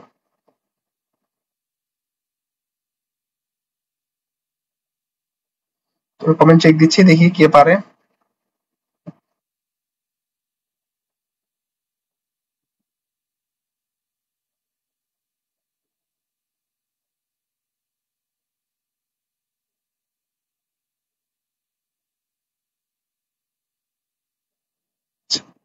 এখানে কিন্তু তোমাদের বলে রাখি, এখানে কিন্তু তোমার এই যে আলফা রশ্মি, বিটা রশ্মি এবং গামা রশ্মি, এখানকার ভিতরে তোমার এই যে কোশ্চেনটা কি করছিলাম যেন? আচ্ছা হ্যাঁ হ্যাঁ হ্যাঁ, কোনটা হচ্ছে ইলেকট্রোম্যাগনেটিক ওয়েভ? ইলেকট্রোম্যাগনেটিক ওয়েভ তোমরা কিন্তু পড়ছো গামা রে, এক্স রে, আলট্রাভায়োলেট, দৃশ্যমান, তারপরে কি পড়ছো অবলোহিত, তারপরে হচ্ছে কি পড়ছো তোমরা হচ্ছে মাইক্রোওয়েভ এবং রেডিও ওয়েভ। এগুলো হচ্ছে ইলেকট্রোম্যাগনেটিক ওয়েভ অর্থাৎ তড়িৎচুম্বকীয় তরঙ্গ। যেগুলো ইলেকট্রোম্যাগনেটিক ওয়েভ বা তড়িৎচুম্বকীয় তরঙ্গ, সেগুলোর কিন্তু কোনো চার্জ থাকে না, এটা মনে রাখবা। অর্থাৎ গামা রে, এক্স রে, আলট্রাভায়োলেট, দৃশ্যমান, তারপর হচ্ছে অবলোহিত, মাইক্রোওয়েভ, রেডিও, এগুলোর কোনো কিছুরই কি নাই? চার্জ নাই। বাদ বাকি যেগুলো পাবা সেগুলো চার্জ আছে। এখন দেখো এই যে এখানে গামা রশ্মি, এটার কি কোনো চার্জ আছে? এটার কোনো চার্জ নাই, মনে রাখবা। বিটা রশ্মি এবং আলফা রশ্মি, এগুলো তো ইলেকট্রোম্যাগনেটিক ওয়েভ না, অবশ্যই তাহলে সেই ক্ষেত্রে কি থাকবে? চার্জ থাকবে। আলফা রশ্মি আমি দেখাইছি দ্বিধনাত্মক হিলিয়াম নিউক্লিয়াস, চার্জ কত? +2। এবং বিটা রশ্মি, এটা আসো, বিটা রশ্মি হচ্ছে কিন্তু ইলেকট্রন, বিটা রশ্মি হলো ইলেকট্রন। তাহলে ইলেকট্রনকে তুমি কিভাবে লিখবা? ইলেকট্রন যেটা আছে সেই ইলেকট্রনের চার্জ কত? -1 না, আপেক্ষিক চার্জ। আর এবং ভর কত? 0 না। এই যে দেখো বিটা রশ্মির প্রকাশ হচ্ছে কিন্তু এটা, বেশ গুরুত্বপূর্ণ, ভিভিআই লিখে রাখো। আচ্ছা, এখন আসো এই বক্সটা তোমাদের গুরুত্বপূর্ণ। আলফা রশ্মির চার্জ কত?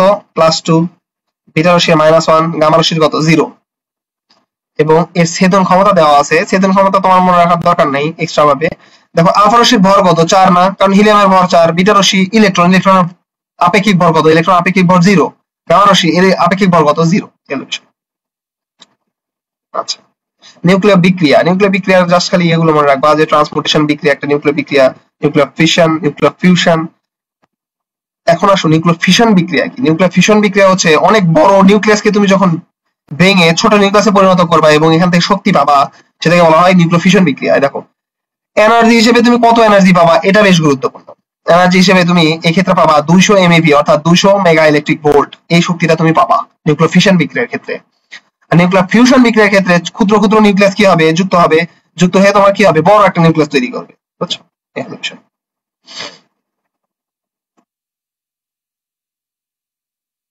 তারপরে এই ক্ষেত্রে তোমার ধরো এখানে অঙ্ক টঙ্ক আছে, ছোট ছোট অঙ্কগুলো আছে, এগুলো জাস্ট দেখতে পারো। এখানে বলতেছে নাইট্রোজেনের প্রকৃত ভর নিচের কোনটি। আচ্ছা, প্রকৃত ভর বলতে আমরা কি বলছিলাম, নাইট্রোজেনের প্রকৃত ভর হচ্ছে আপেক্ষিক ভর সমান সমান হচ্ছে প্রকৃত ভর ডিভাইড বাই, আচ্ছা এটা লিখে রাখি, লিখে দেখাই। কোন একটা পরমাণুর প্রকৃত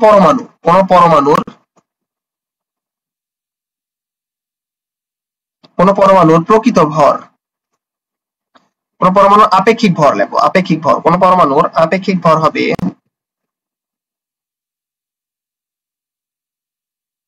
দেখো কোন পরমাণুর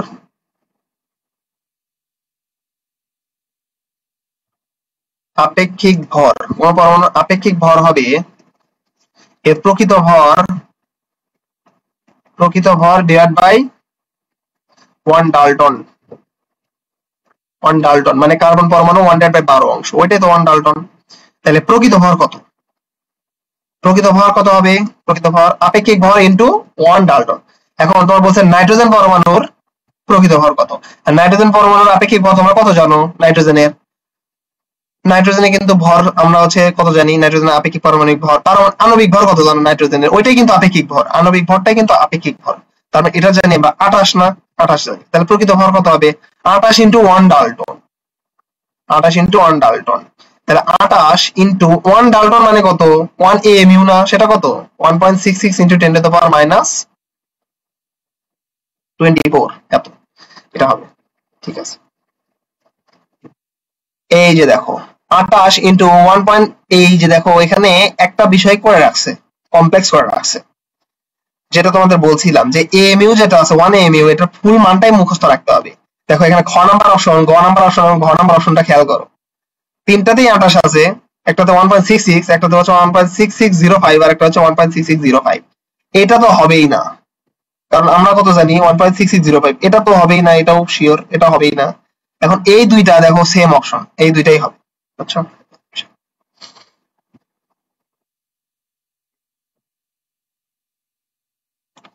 আচ্ছা, এখানে আরেকটা এমসিকিউ আছে, দেখো পি উপশক্তি স্তরের জন্য এল কত। পি উপশক্তি স্তরের জন্য আমরা জানি এল সমান 1, এটা সত্য।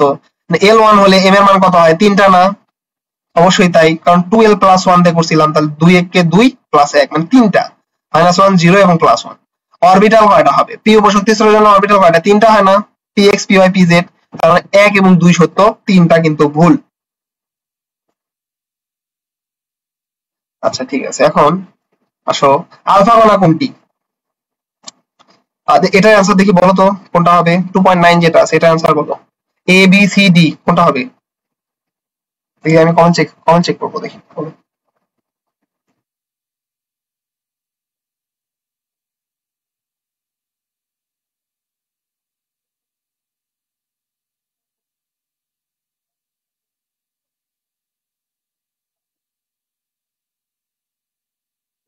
তাফিম ঠিক উত্তর দিছে, এটা হচ্ছে ডি হবে, কিন্তু ডি ধনাত্মক হিলিয়াম নিউক্লিয়াসে কি আলফা কণা। ঠিক আছে, এরপরে আসো, এগুলোর ভিতরে সব গুরুত্বপূর্ণ না, বুঝছো। অরবিটাল আকৃতি, এই যে আকৃতির ভিতরে বলছিলাম কি, এস অরবিটাল দ্বারা কি প্রকাশ করা হয়, এস অরবিটাল দ্বারা এই যে দেখো গোলক আকৃতি, এস অরবিটাল হয় গোলক আকৃতি, স্ফেরিক্যাল, গোলকের নাই। বুঝছো? পি অরবিটাল কেমন হয়, পি অরবিটাল হচ্ছে ডাম্বেল আকৃতি, একটা ডাম্বেল থাকে, একটা ডাম্বেল। পি অরবিটাল কেমন তাহলে ডাম্বেল আকৃতি। আর ডি অরবিটাল হয় কেমন ডাবল ডাম্বেল। ডি অরবিটাল হয় কেমন ডি অরবিটাল দেখো এখানে লেখা আছে ডি অরবিটাল কেমন হয় ডাবল ডাম্বেল। আচ্ছা ওটা আগে লেখা ছিল ওটা মনে রাখবা ডাবল ডাম্বেল। আচ্ছা এখন আসো এখানে লোব এবং নোডের কথা বলা আছে। লোব এবং নোড দেখি, লোব এবং নোডটা তোমাদের বুঝাইতে হবে। লোব হচ্ছে ইলেকট্রনের এমন জায়গা মানে হচ্ছে পরমাণুর এমন জায়গা যেখানে তুমি হচ্ছে ইলেকট্রন ঘনত্ব সবচেয়ে বেশি পাবা, বুঝছো? এখন দেখো তোমাকে যদি পিএক্স আঁকাইতে বলা হয় পিএক্স, তাহলে এটা কেমন হবে? এরকম হবে না পিএক্স? এক্স এর চিত্র কিন্তু এরকম, এক্স অক্ষ বরাবর, এক্স অক্ষ বরাবর ডাম্বেল, এটা মিলে এই পুরোটা মিলে কিন্তু একটা ডাম্বেল। তাহলে এখানে দেখি বলো তো ইলেকট্রন পাওয়া কোথায় সবচেয়ে বেশি? এই এরিয়াতে কিন্তু ইলেকট্রন সবচেয়ে বেশি পাবা, এই এরিয়া এবং এই এরিয়াতে। এই এরিয়াতে এসে কি হবে, যেহেতু সেন্ট্রাল একটা এরিয়া, দেখো এটা কেন্দ্রীয় একটা এরিয়া, তো এই ইলেকট্রন গুলা খুব তাড়াতাড়ি পাস করবে, এই জন্য এই এরিয়াতে তুমি ইলেকট্রনটা খুব কম পাবা, ইলেকট্রনটা পাবাই না। এটাকে বলা হচ্ছে যেখানে তুমি ইলেকট্রন পাবা না সেটাকে বলা হয় নোড, আর যেখানে তুমি ইলেকট্রনটা পাবা খুব ভালো পাবা এটাকে বলা হয় লো। এটাকে কি বলা হচ্ছে? লো। তাহলে দেখো তো এই যে পি অরবিটালের ক্ষেত্রে তুমি লোব কয়টা পাচ্ছ, নোড কয়টা পাচ্ছ? এখানে একটা লোব পাচ্ছ, এখানে একটা লোব পাচ্ছ, তার মানে দুইটা পাইলা। এখানে পি পি উপশক্তি স্তরের ক্ষেত্রে আমাদের অরবিটাল কয়টা থাকে? তিনটা না? তাহলে লোব মোট কয়টা থাকবে বলতো? দুইটা, 2 গুণ 3 তারপর 6টা থাকবে লোব।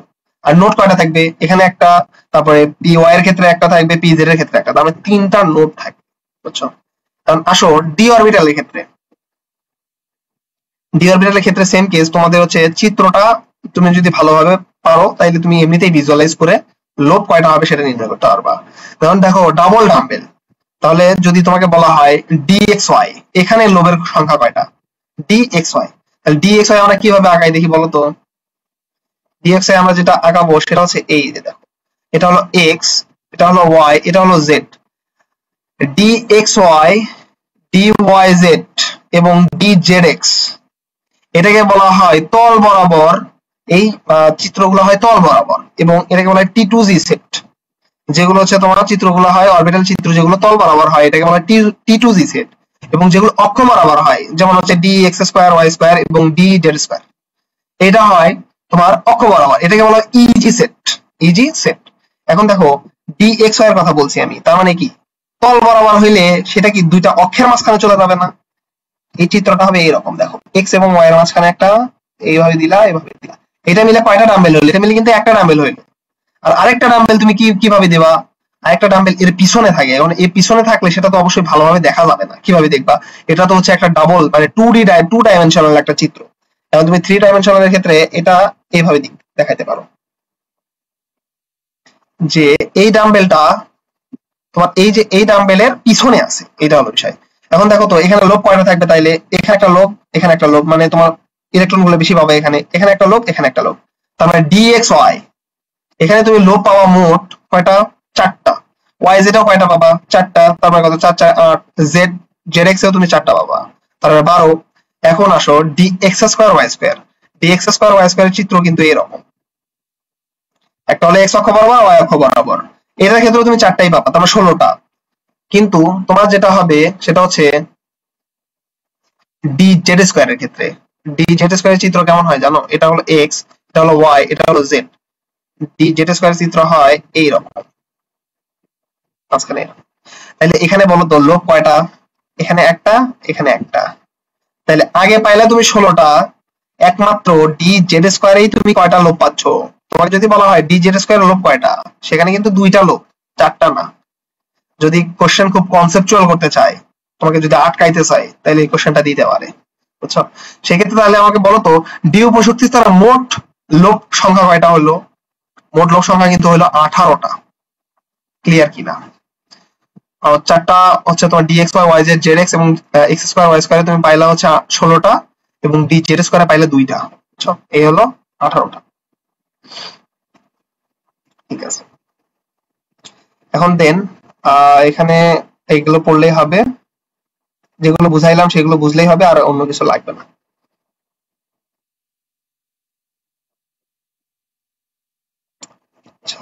এখানে আউটবাউন্ড নীতি দেখো, আউটবাউন্ড নীতি আমরা কি জানতাম যে নিম্ন শক্তি স্তরে ইলেকট্রন গুলো ফিল আপ করে উচ্চ শক্তি স্তরে উঠবে। দেখো এই আউটবাউন্ড নীতি আসছে জার্মান শব্দ বিল্ডিং আপ থেকে, অর্থাৎ বিল্ডিং করা। তো কি বিল্ডিং তুমি কিভাবে করবা? ইটের মাধ্যমে সাজায় সাজায় তোমার বিল্ডিং করতে হবে, তাই না? তার মানে এটা নিম্ন শক্তি স্তর থেকে ফিল আপ করার পরে তারপর তোমার কি হবে, উচ্চ শক্তি স্তরে ইলেকট্রন গুলা উঠবে।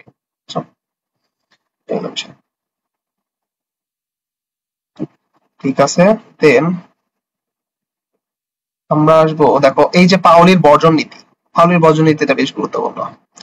এখানে বলা হচ্ছে, এটা আমরা এইভাবে মনে রাখতাম, স্টার 124 হ্যাশ, স্টার 124 হ্যাশ একটি পরমাণুর, মনে রাখবে একটি পরমাণুর, একটা হচ্ছে একটি পরমাণু, দুইতে হচ্ছে দুইটি ইলেকট্রনের, চারটে হচ্ছে চারটি কোয়ান্টাম সংখ্যার মান কখনোই সমান হবে না।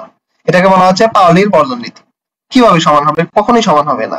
দেখো কিভাবে সমান হবে না। এখানে ধরো প্রথম ইলেকট্রনের জন্য এখানে একটা পরমাণু ধরে নিলাম হিলিয়াম, তখন হিলিয়ামের একটা পরমাণু E1, এটার জন্য সবগুলো কোয়ান্টাম সংখ্যা মিললেও কিন্তু একটা কোয়ান্টাম সংখ্যা যেটা আছে S, সেটা হয়ে যাবে প্লাস আপ, আর একটা যদি দ্বিতীয় ইলেকট্রন হয় তখন সেটা কি হয়ে যাবে, মাইনাস আপ। এখন তাইলে তো এখানেই তো মিলতেছে না, সবচেয়ে বেশি অমিল থাকবে এস এ, বুঝছো? এই বিষয়। আচ্ছা, এটা পড়লে হবে। দেন এখানে ঠিক আছে, এই যে এটা মনে রাখতে পারো যে পাউলির ইলেকট্রন বিন্যাসের নীতিকে বর্জন নীতি বা এক্সক্লুশন প্রিন্সিপাল বলার কারণ হলো এটা সর্বোচ্চ ইলেকট্রন ধারণ হওয়া 2n² এর বেশি ইলেকট্রনকে এক্সক্লুড করে, বর্জন করে, বুঝছো? এই যে আসো, যেটা তোমাদের অ্যাডমিশনে আসার মতো এবং আসলে অধিকাংশ স্টুডেন্টই পারবে না।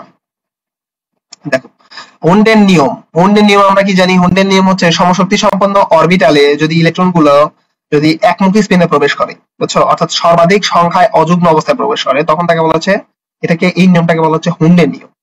এখন দেখো বলা আছে একই শক্তি সম্পন্ন বিভিন্ন অরবিটাল বলতে 3টি পি অরবিটাল, 5টি ডি অরবিটাল এবং 7টি এফ অরবিটালকে বোঝানো হয়। একই শক্তি সম্পন্ন, সমশক্তি সম্পন্ন হয় পি হইলে পি, সেটা হতে পারে p x, p y, p z, d হইলে ডি, তাই না?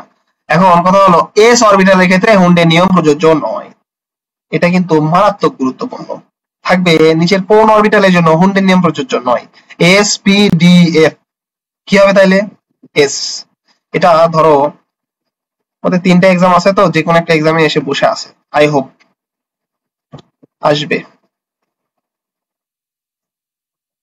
আচ্ছা ঠিক আছে, এখানে হচ্ছে হুন্ডের নীতির প্রয়োগগুলো দেখাইছে, এগুলো তো তোমাদের এমসিকিউর জন্য লাগবে না। আলটিমেটলি এখানে দেখো বলা আছে পি উপশক্তি স্তরে মোট কয়টা অরবিটাল আছে? দেখি এটা অ্যানসার করো, এটা অ্যানসার করো, এটা অ্যানসার করো। কয়েকবার বলে আসছি, অ্যানসার করো।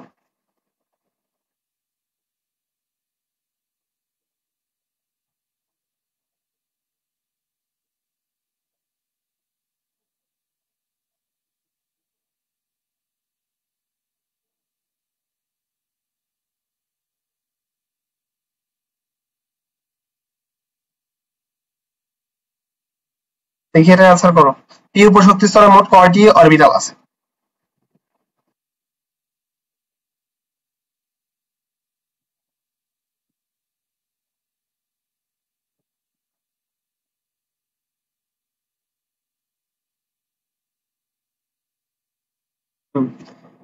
পার্থিব, মনোয়ারুল ইসলাম, তোমরা সবাই সঠিক উত্তর দিছো। এটা হবে কয়টা?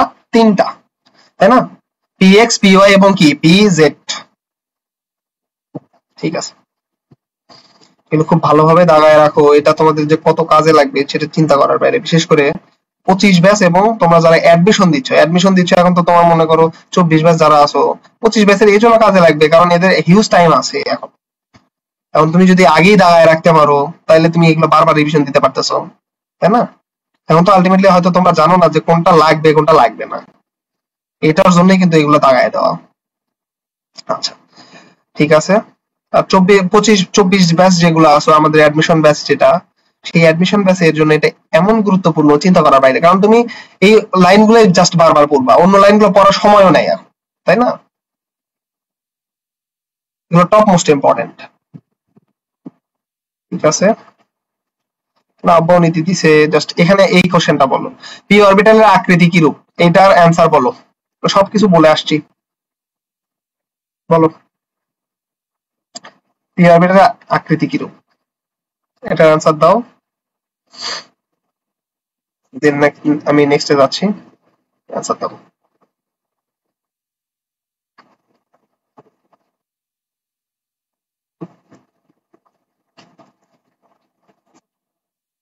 পি অরবিটালের আকৃতি কিরূপ? ডাম্বেল। রিয়াসা সঠিক উত্তর দিছো। এটা কি হবে? ডাম্বেল আকৃতি, তাই না? আর ডি অরবিটাল কেমন হবে? ডাবল ডাম্বেল, তাই না? আর এস অরবিটাল কেমন? গোলক আকৃতি, তাই না? আর দ্বিমাত্রিক কি? শুধুমাত্র কোশ্চেন করার জন্য দিছে। আচ্ছা, আর ডি উপশক্তি স্তরে মোট অরবিটাল সংখ্যা কয়টা? এইটা বলো। ডি উপশক্তি স্তরে মোট অরবিটাল সংখ্যা কয়টা? এটা বলা লাগবে না, এটা 5টা তোমরা সবাই জানো, তাই না? এফ উপশক্তি স্তরে মোট অরবিটাল সংখ্যা কয়টা? 7টা। মানে এভাবে মনে রাখতে পারো, যদি এটা মনে না থাকে হয়তো ইলেকট্রন সংখ্যা তোমাদের মনে থাকে, এটা মনে রাখতে পারো যে ডি উপশক্তি স্তরে মোট ইলেকট্রন থাকে 10টা, তাহলে এর অর্ধেক থাকবে অরবিটাল, তার মানে 5টা। এফ উপশক্তি স্তরে মোট ইলেকট্রন থাকে হচ্ছে 14টা, তার মানে অরবিটাল কয়টা থাকবে? অর্ধেক, মানে 7টা। এইভাবে মনে রাখতে পারো। কোন অরবিটালটি অবাস্তব? 3s, 2d, 3p, 4m। এর ভিতরে বোঝাই যাচ্ছে 2d কোনোদিন নাম শুনছো? এটা অবাস্তব। কোন অরবিটালের শক্তি বেশি? আচ্ছা, শক্তি যে মান, অরবিটালের শক্তির মান, এটা নির্ভর করে কিসের উপরে? n প্লাস l এর মানের উপরে, কিন্তু n প্লাস l এর মানের উপরে। আচ্ছা, কথা হলো এটা যে n প্লাস l এর মানের উপর নির্ভর করবে, তাহলে আমাকে বলো তো, এই যে 4s, এখানে n প্লাস l এর মান কত? 4 প্লাস 0 মানে 4। আর 3p এখানে কত? 3 প্লাস 1 মানে 4। 3d মানে কত? 3 প্লাস 2, d এর মান 2 না? তাহলে কত? 5। 4f মানে কত? 4 প্লাস f এর মানের জন্য কত? 3 না? তাহলে শক্তি বেশি কিন্তু 4f এর, তাই না? উপশক্তি স্তরে ইলেকট্রন ধারণ ক্ষমতা নির্ণয় সূত্র কোনটা? ইলেকট্রন ধারণ ক্ষমতা উপশক্তি স্তরে। উপশক্তি স্তরে যদি অরবিটাল সংখ্যা বের করতে চাও, তার সূত্র হচ্ছে 12 প্লাস 1, তাই না? এটা হচ্ছে 12 প্লাস 1। কিন্তু তুমি যদি ইলেকট্রন ধারণ ক্ষমতা নির্ণয় করতে চাও, তাহলে কি হবে? 2 ইন্টু 12 প্লাস 1, তাই না? এটা কিন্তু কিছুক্ষণ আগে আমরা দেখে আসছি। ঠিক আছে, দেন এখানে দেখো একটা কোশ্চেন তো আছে, কোন নীতির ভিত্তিতে মূলত অরবিটাল ইলেকট্রন বিন্যস্ত করা হয়? ইলেকট্রন বিন্যস্ত করা হয় কোন নীতির ভিত্তিতে?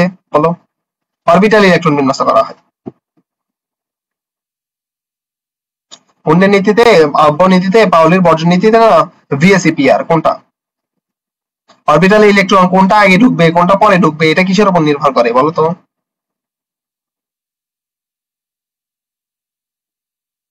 এটা কিন্তু আহ্বায়ক নীতির উপর নির্ভর করে, তাই না?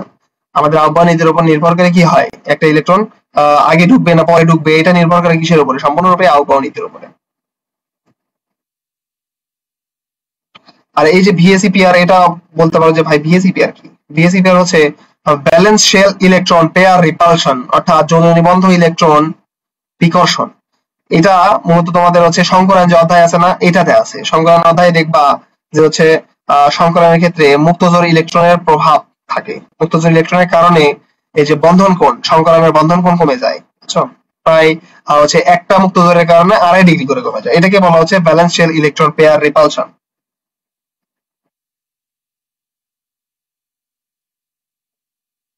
দেখো, পরবর্তীতে বলা আছে, এগুলো সবগুলো একই টাইপ, সেম টাইপেরই কোশ্চেন গুলো বারবার রিপিট হচ্ছে।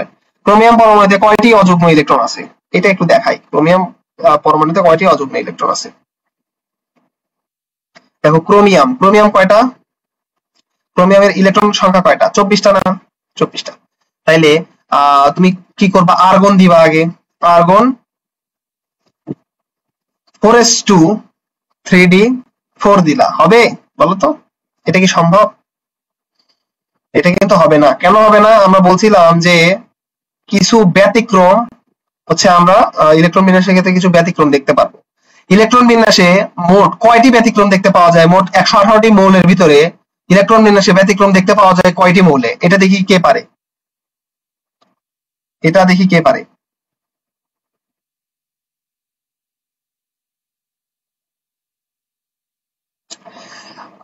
এটা কিন্তু বেশ গুরুত্বপূর্ণ।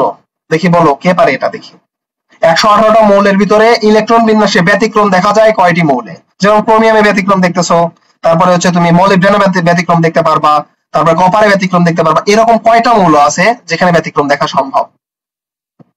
দেখি কে পারে।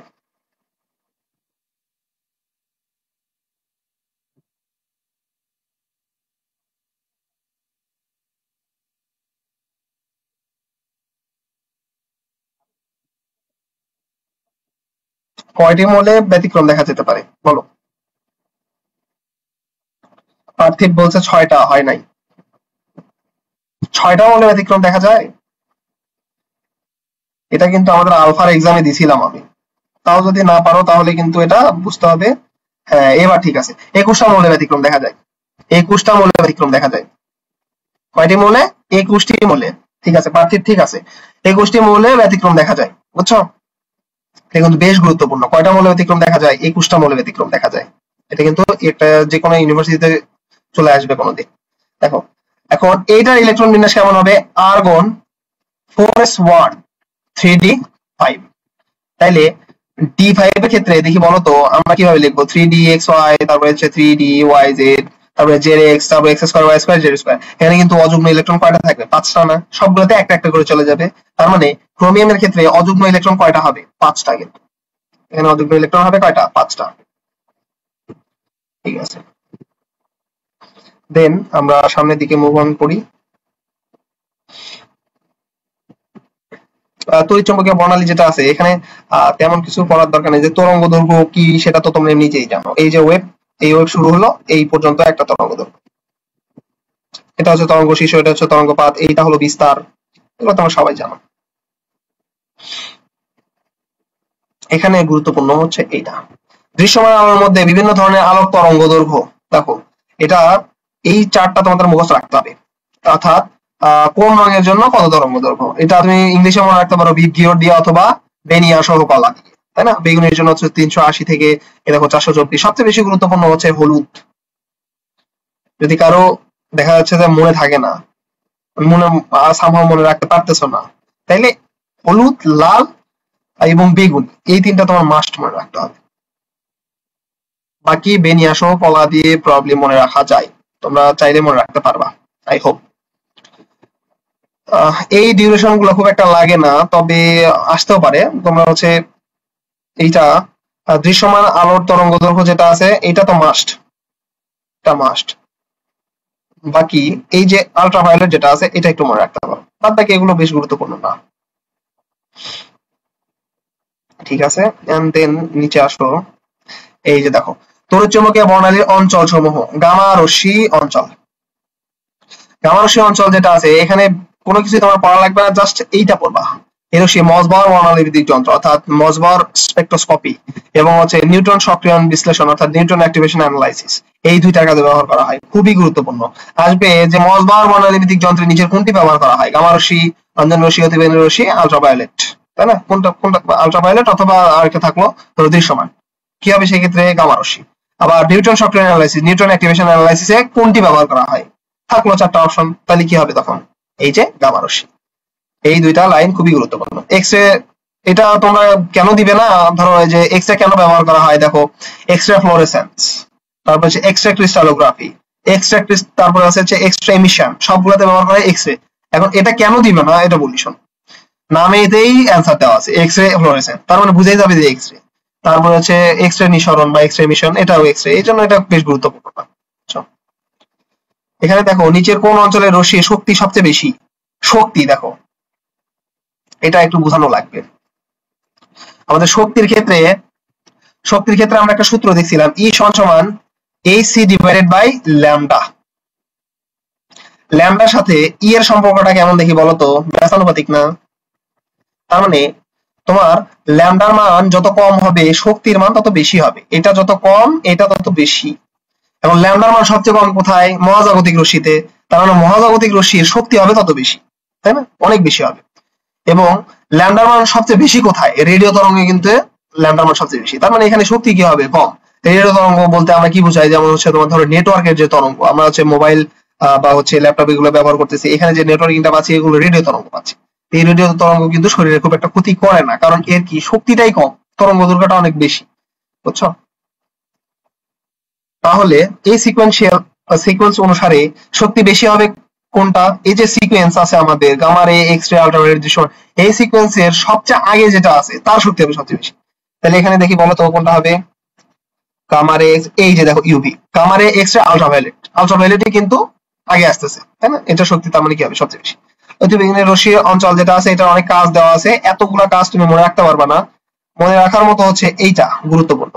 280 থেকে 400 ন্যানোমিটার তরঙ্গ দৈর্ঘ্যে ব্যবহার করা হয় কোনটির ক্ষেত্রে? দেখো কোষ বা সেলের মেডিকেল ইমেজিং এর ক্ষেত্রে ব্যবহার করা হয়। আরেকটা যদি চাও মনে রাখতে পারো সেটা হচ্ছে এই যে দেখো ট্রাক শনাক্তকরণের ক্ষেত্রে 200 থেকে 400 এতে মনে রাখলে হবে। অবলোহিত অঞ্চলের কাজগুলো খুব গুরুত্বপূর্ণ। দেখো এই যে চিকিৎসা ক্ষেত্রে নিয়ার আয়ার ব্যবহার করা হয়, মানে আয়ার রশ্মি ইনফ্রারেড, এটাই হচ্ছে অবলোহিত। এখানে তিনটা ভাগে ভাগ করা হয়, নিয়ার আয়ার, মিডল আয়ার এবং ফার আয়ার। নিয়ার আয়ার হচ্ছে তোমার চিকিৎসা ক্ষেত্রে ব্যবহার করা হয়, মিডল আয়ার ব্যবহার করা হয় জৈব যৌগের কার্যকরীমূলক শনাক্তকরণে, ফার আয়ার ব্যবহার করা হয় চিকিৎসা ক্ষেত্রে। খুবই গুরুত্বপূর্ণ। আচ্ছা, মাইক্রোওয়েভ দেখতেছো, মাইক্রোওয়েভ কোথায় ব্যবহার করা হয়, রেডিওয়েভ কোথায় ব্যবহার করা হয়, এগুলো দেখবো। রেডিওয়েভের ক্ষেত্রে দেখো সবচেয়ে গুরুত্বপূর্ণ হচ্ছে এনএমআর পরমাণু। এনএমআর পরমাণু কেমনে চিনবা? এনএমআর পরমাণু চেনার একমাত্র উপায় হচ্ছে এর উপরে যে ভর সংখ্যা আছে সেটা সবসময় বিজোড় থাকবে। দেখো ফসফরাসের ভর সংখ্যা কত? 21, এটা 19, তারপরে হচ্ছে 13, এটা হলো হাইড্রোজেন 1। তার মানে সবগুলো যদি বিজোড় থাকে ভর সংখ্যা, তাহলে বুঝবা যে এটা এনএমআর সক্রিয়, অর্থাৎ এনএমআর অ্যাক্টিভেটেড। আর যদি জোড় থাকে তাহলে বুঝবা যে এটা এনএমআর অ্যাক্টিভেটেড না। বুঝছো? এনএমআর এর পূর্ণরূপ কি? NMR nuclear magnetic resonance. Nuclear magnetic resonance মনে রাখবা। আচ্ছা, এগুলোর ব্যবহার দেওয়া আছে। দেখো ব্যবহারের ভিতরে সবচেয়ে গুরুত্বপূর্ণ হলো এই যে মাইক্রোওয়েভ অঞ্চলে, মাইক্রোওয়েভ ওভেনে ব্যবহার করা হয়, ওয়াইফাই এ ব্যবহার করা হয় কোন তরঙ্গদৈর্ঘ্য, সেটা কি মাইক্রোওয়েভ অঞ্চল। মোবাইল ফোন সিগন্যাল, এটা পূর্বা। রিমোট কন্ট্রোলে কোনটা ব্যবহার করা হয়, এটা কিন্তু আইআর, এটা মনে রাখতে হবে। সালোক সংশ্লেষণ ও বিশ্লেষণী রসায়নে ব্যবহার করা হয় কোনটি? দৃশ্যমান অঞ্চল। জাল টাকাও, এটা তো খুবই গুরুত্বপূর্ণ, এটা না পড়ে যদি কেউ এক্সাম দিতে যায় তাহলে ওর এক্সামই নেওয়া উচিত না। জাল টাকা ও জাল পাসপোর্ট শনাক্তকরণে ব্যবহার করা হয় কোনটি? আলট্রাভায়োলেট বা অতিবেগুনি রশ্মি। দেখো তারপর বলা আছে কোন রশ্মি তরঙ্গ সংখ্যা সবচেয়ে বেশি? তরঙ্গ সংখ্যা। আসো তরঙ্গ সংখ্যার একটু কনসেপ্টে আসি। তরঙ্গ সংখ্যাকে মিউ বার দ্বারা প্রকাশ করা হয়। তরঙ্গ সংখ্যা কি? মিউ বার। তরঙ্গ সংখ্যা হচ্ছে তোমার এই যে এইটা ল্যামডার বিপরীত রাশি হচ্ছে তরঙ্গ সংখ্যা। তার মানে যার ল্যামডা কম হবে তার তরঙ্গ সংখ্যা কি হবে? বেশি হবে না? যার ল্যামডা কম হবে তার তরঙ্গ সংখ্যা কিন্তু আলটিমেটলি বেশি হবে। তাহলে আমরা দেখি যে ল্যামডা কার কম। দেখো ল্যামডা কার কম, এখানে গামা রে, এক্স রে দেখো এক্স রে কি ল্যামডা মান কম না? তার মানে তরঙ্গ সংখ্যা বেশি হয়ে যাবে। তরঙ্গ সংখ্যা কি দ্বারা প্রকাশ করা হয়? মিউ বার, এটা মনে রাখবা। মিউ বার সমান কি? 1/λ। আচ্ছা, এখন পরবর্তীতে বলা আছে দেখো কোন রশ্মির তরঙ্গ দৈর্ঘ্য 820 ন্যানোমিটার হলে ওই রশ্মির শক্তি কত? কি সূত্র খাটাবা? E সমান hc/λ। h এর মান জানো, c এর মান জানো, ল্যামডার মান জানো। h কি? প্লাঙ্ক ধ্রুবক 6.626 × 10⁻34 জুল সেকেন্ড, তাই না? একক কি হবে? অবশ্যই জুল সেকেন্ড। প্লাঙ্ক ধ্রুবকের একক কিন্তু জুল সেকেন্ড, তাই না? জুলকে তুমি যদি আর কে কনভার্ট করতে চাও করতে পারবা, সমস্যা নাই, তাই না? আর c হচ্ছে কি? আলোর বেগ, আর ল্যামডা হচ্ছে কি? তরঙ্গ।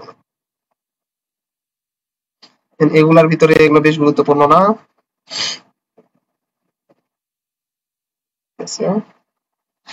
এখানে আসো, এখানে দেখো প্লাঙ্কের কোয়ান্টাম তত্ত্ব সম্পর্কে কিছু তথ্য দেওয়া আছে। প্লাঙ্ক যেটা বলছে আর কি সেটা হচ্ছে এরকম যে তুমি যখন যদি কোনো একটা লাইট সোর্স দেখো, সেই লাইট সোর্স থেকে তুমি দেখো যে আলো কন্টিনিউয়াসলি বাইরের দিকে চলে আসতেছে, এটাকে কিন্তু তুমি আলাদাভাবে ডিফারেন্সিয়েট করতে পারবে না যে আলো ক্ষুদ্র আকারে বা প্যাকেট আকারে আসতেছে কিনা, এটা কিন্তু তুমি আলাদাভাবে ডিফারেন্সিয়েট করতে পারবে না। কিন্তু বিজ্ঞানী প্লাঙ্ক এটা করে দেখাইছে যে আসলে আলো সেটা কন্টিনিউয়াসলি নিরবচ্ছিন্ন ভাবে বের হয় না, সেটা অনেকগুলো প্যাকেট আকারে বের হয়। তো কথা হচ্ছে এই যে প্যাকেট যেগুলো দেখতেছো, এক একটা প্যাকেটকে বলা হয় কোয়ান্টা, এক একটা প্যাকেটকে বলা হবে কোয়ান্টা। এবং ধরো এরকম আর কি, এটা একটু ভিজুয়ালাইজ করাই। এটা হলো লাইট সোর্স, এটা হলো ধরো লাইট সোর্স। এই লাইট সোর্স থেকে এভাবে বের হচ্ছে, তোমার প্যাকেট আকারে বের হচ্ছে। এইটা মিলে ধরো একটা প্যাকেট, তারপর আলাদা আলাদা আলাদা আলাদা এইভাবে প্যাকেট, এটা একটা প্যাকেট, এইভাবে এইভাবে এইভাবে এটা একটা প্যাকেট তৈরি হলো। এখন এই সবগুলো প্যাকেটকে বলা হচ্ছে একত্রে কোয়ান্টা। এই যে একটা প্যাকেট এটাকে বলা হচ্ছে কোয়ান্টাম। কোয়ান্টাম। এখন দেখো তো এই সবগুলো কোয়ান্টামের ভিতরে এটা একটা কোয়ান্টাম, এটা একটা কোয়ান্টাম, এটা একটা কোয়ান্টাম, সবগুলো মিলে হচ্ছে কোয়ান্টা।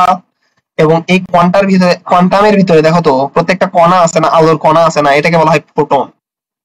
ফোটন কণা বা আলোর কণা, ফোটন কণা বা আলোর কণা। আই হোপ তোমরা বুঝতে পারছো। আচ্ছা ঠিক আছে, এখন এখানে যেটা গুরুত্বপূর্ণ সেটা হলো এই যে দেখো 1 আইনস্টাইন সমান সমান কত কোয়ান্টা। এবং এই যে আইনস্টাইন কাকে বলে, তোমাকে যদি বলা হয় আইনস্টাইন কাকে বলে, তাহলে তুমি হাসবা না যে আইনস্টাইন একজন বিজ্ঞানীর নাম, এটা আবার কাকে বলে? তুমি কিন্তু যারা জানে না তারা কিন্তু দিয়ে আসবে যে আইনস্টাইন একজন বিজ্ঞানীর নাম, আলটিমেটলি ভুল হবে। আইনস্টাইন কাকে বলে এই ধরনের কোশ্চেন যদি আসে, তাহলে দেখো 1 মোল ফোটনের শক্তিকে বলা হচ্ছে 1 আইনস্টাইন, অর্থাৎ 1 মোল ফোটনের শক্তিকে বলা হয় আইনস্টাইন। বুঝছো? এটা কিন্তু মারাত্মক গুরুত্বপূর্ণ। মানে এই মানে তোমার হচ্ছে কিছু লাইন আছে, বইয়ের কিছু লাইন আছে যেগুলো হচ্ছে তোমার ধরো টপার বের করার জন্য করা হয়। এই যে দেখো এই কোশ্চেন গুলা টপার বের করার জন্য করা হবে। 1 আইনস্টাইন কাকে বলে? এটা হচ্ছে তোমার কনভেনশনাল বা রেগুলার যে পরীক্ষাগুলো নেওয়া হয় সেইগুলাতে তুমি কখনোই পাবা না। বুঝছো? কিন্তু তুমি যখন দেখবা যে হচ্ছে তোমার ধরো কম্পিটিটিভ এক্সাম বা যেখানে হচ্ছে ডিফারেন্সিয়েট করতে হবে, মেথড ডিফারেন্সিয়েট করতে হবে, সেখানে দেখবা এই ধরনের কোশ্চেন তোমার বেশি আসবে। বুঝছো? অর্থাৎ রেগুলার এক্সামে হয়তো এগুলো পাবা না তুমি, কিন্তু এটা কিন্তু খুব গুরুত্বপূর্ণ। দেখো দৃশ্যমান আলো ও বর্ণালী, দৃশ্যমান আলো এবং বর্ণালী এর ভিতরে তেমন কিছু করার নাই। এই যে আমরা হচ্ছে স্পেক্ট্রোমিটার দ্বারা কি করি, বর্ণালী বীক্ষণ যন্ত্র বা স্পেক্ট্রোমিটার আমরা জানি। আর হচ্ছে যেখানে বর্ণালী গ্রাফকে কি বলা হচ্ছে, স্পেক্ট্রোগ্রাফ। এটা একটু দেখবা। আচ্ছা, দুই ধরনের বর্ণালী হয় বলছিলাম, আলোক বিচ্ছুরণ বর্ণালী, আলোক শোষণ বর্ণালী। বিচ্ছুরণ মানে কি, বিকিরণ, উজ্জ্বল, এবং হচ্ছে কি শোষণ বলছিলাম কি, কালো। এটা কিন্তু বলছিলাম আমি। একটা মনে রাখবা যে হাইড্রোজেনে কিন্তু 4টি পারমাণবিক বর্ণালী দেখা যায়, 4টি। কয়টা? 4টা। একটা হচ্ছে লাল বর্ণের, একটা হলো আসমানি বর্ণের, একটা হলো নীল বর্ণের, আর একটা হলো বেগুনি বর্ণের। বুঝছো? এটা এভাবে মনে রাখতে পারো, বেনি কলা দিয়ে। আহ না, বেনি কলা না তো, সরি, বেগুনি, নীল, তারপর লাল এবং আসমানি। এটা মনে রাখতে পারো, ঠিক আছে। আহ তারপরে দেখো এখানে তেমন কিছু পড়ার নাই। এখানে এই যে এইটা পড়তে হবে তোমার। দুইটা হলুদ বর্ণালী পাওয়া যায় সোডিয়ামের ক্ষেত্রে। সোডিয়ামের ক্ষেত্রে তুমি দেখবা D1 এবং D2 হিসেবে দুইটা হলুদ বর্ণালী পাওয়া যায়। এদের তরঙ্গ দৈর্ঘ্য মুখস্থ করতে হবে তোমার। বুঝছো? কিন্তু গুরুত্বপূর্ণ আছে। আচ্ছা, তারপরে এগুলো তেমন পড়তে হবে না।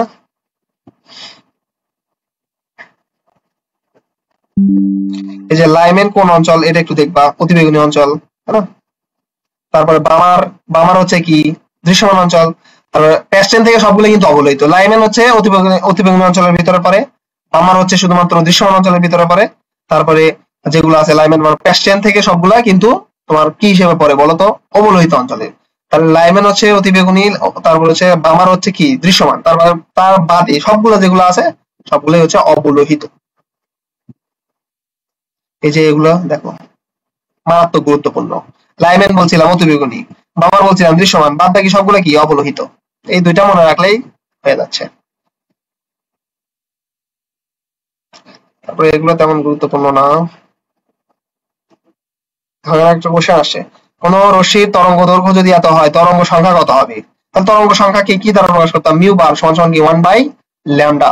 ল্যামডার মান দেওয়া আছে, তাহলে মিউ বার কত হবে, 1 বাই ল্যামডা করো, তাইলে অ্যান্সার কিন্তু মিলে যাবে। এরপরে যেগুলো দেওয়া আছে এগুলো গুরুত্বপূর্ণ না বেশ। এই যে দেখো, এটা একটু গুরুত্বপূর্ণ আছে। যদি তোমাকে বলা হয় যে কোন একটা পরমাণু N2 থেকে N1 এ ধাপান্তর হয়েছে, তাহলে সেই ক্ষেত্রে তোমার তরঙ্গ সংখ্যা কত হবে, এটা যদি বের করতে বলে, তাহলে তুমি কিভাবে বের করবে এটা? তা কিন্তু দেখো, আমাদের আমরা একটা সূত্র জানতাম, সেটা হচ্ছে 1 ডিভাইড বাই ল্যামডা সমান সমান RH, 1 divide by N low square minus 1 divide by NH high square. অর্থাৎ উচ্চ শক্তি স্তর এর তোমার প্রধান শক্তি স্তর নাম্বার এখানে বসবে, নিম্ন শক্তি স্তরের প্রধান শক্তি স্তর নাম্বার এখানে বসবে। 1 ডিভাইড বাই ল্যামডা কে কি দ্বারা প্রকাশ করা হয়, মিউ বার না, সেটাই সমান সমান কত, RH। আর তোমাকে যদি বলা হয় ধরো 4 নাম্বার শক্তি স্তর থেকে 2 নাম্বারে আসছে, তাহলে লো কত, 2 না, তাহলে 2 স্কয়ার মাইনাস 4 নাম্বার থেকে আসছে 4 স্কয়ার, তাহলে মিউ বার সমান সমান কত হবে, RH 1 by 4 minus 1 divide by কত, 4 4 16 না, তাহলে RH 16 হচ্ছে, তুমি নাও 4 মাইনাস এটা কত হলো 1, তার মানে কত আছে দেখো তো, 3RH ডিভাইড বাই 16 না। এটা হচ্ছে তোমার কত, তরঙ্গ সংখ্যা। আর যদি বলা হয় ল্যামডা কত, ল্যামডা, তাইলে এটা কত হবে, 16 ডিভাইড বাই 3RH। এটা বুঝতে পারছো? আচ্ছা, এই দেখো 4 থেকে 2, তাহলে 3r এর যাবে 16।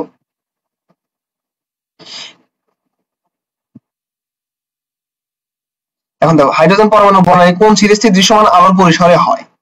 কোন হচ্ছে সিরিজটি দৃশ্যমান আলোর পরিসরে হয়? এই দেখি বলো, এটার অ্যান্সার বলো কি হবে?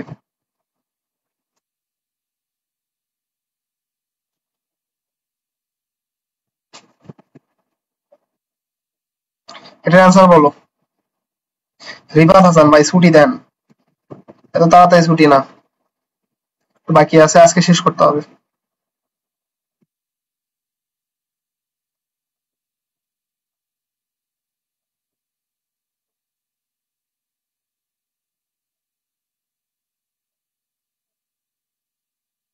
দেখি এটার অ্যান্সার দাও, এটার অ্যান্সার দাও।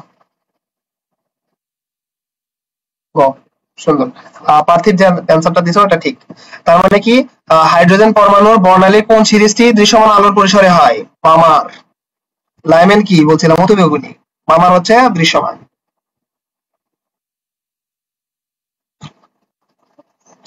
এই যে এটা দেখো, বলতেছে RH 1/n1² - 1/n2²। এই সমীকরণের মধ্যে লাইম্যান সিরিজের জন্য n1 কত? লাইম্যান সিরিজের জন্য n1 কত হবে? 1। পামারের জন্য 2, তাই না? এরকম।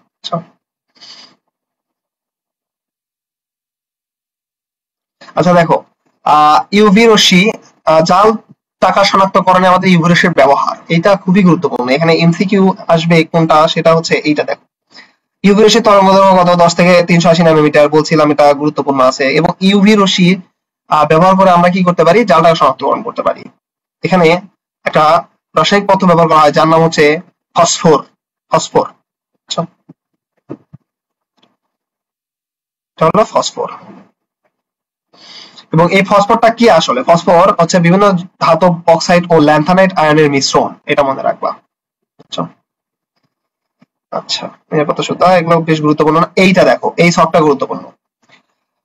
আমেরিকার কারেন্সি নোটে ইউভি রশ্মি দ্বারা সৃষ্ট প্রতিপ্রভার বর্ণ কেমন হবে? $100 জন্য কমলা, $50 জন্য হলুদ, $20 জন্য সবুজ, $10 জন্য লাল এবং $5 জন্য নীল। আমি এটা এবার মনে রাখতাম, কম হলুদ ছলা নীল।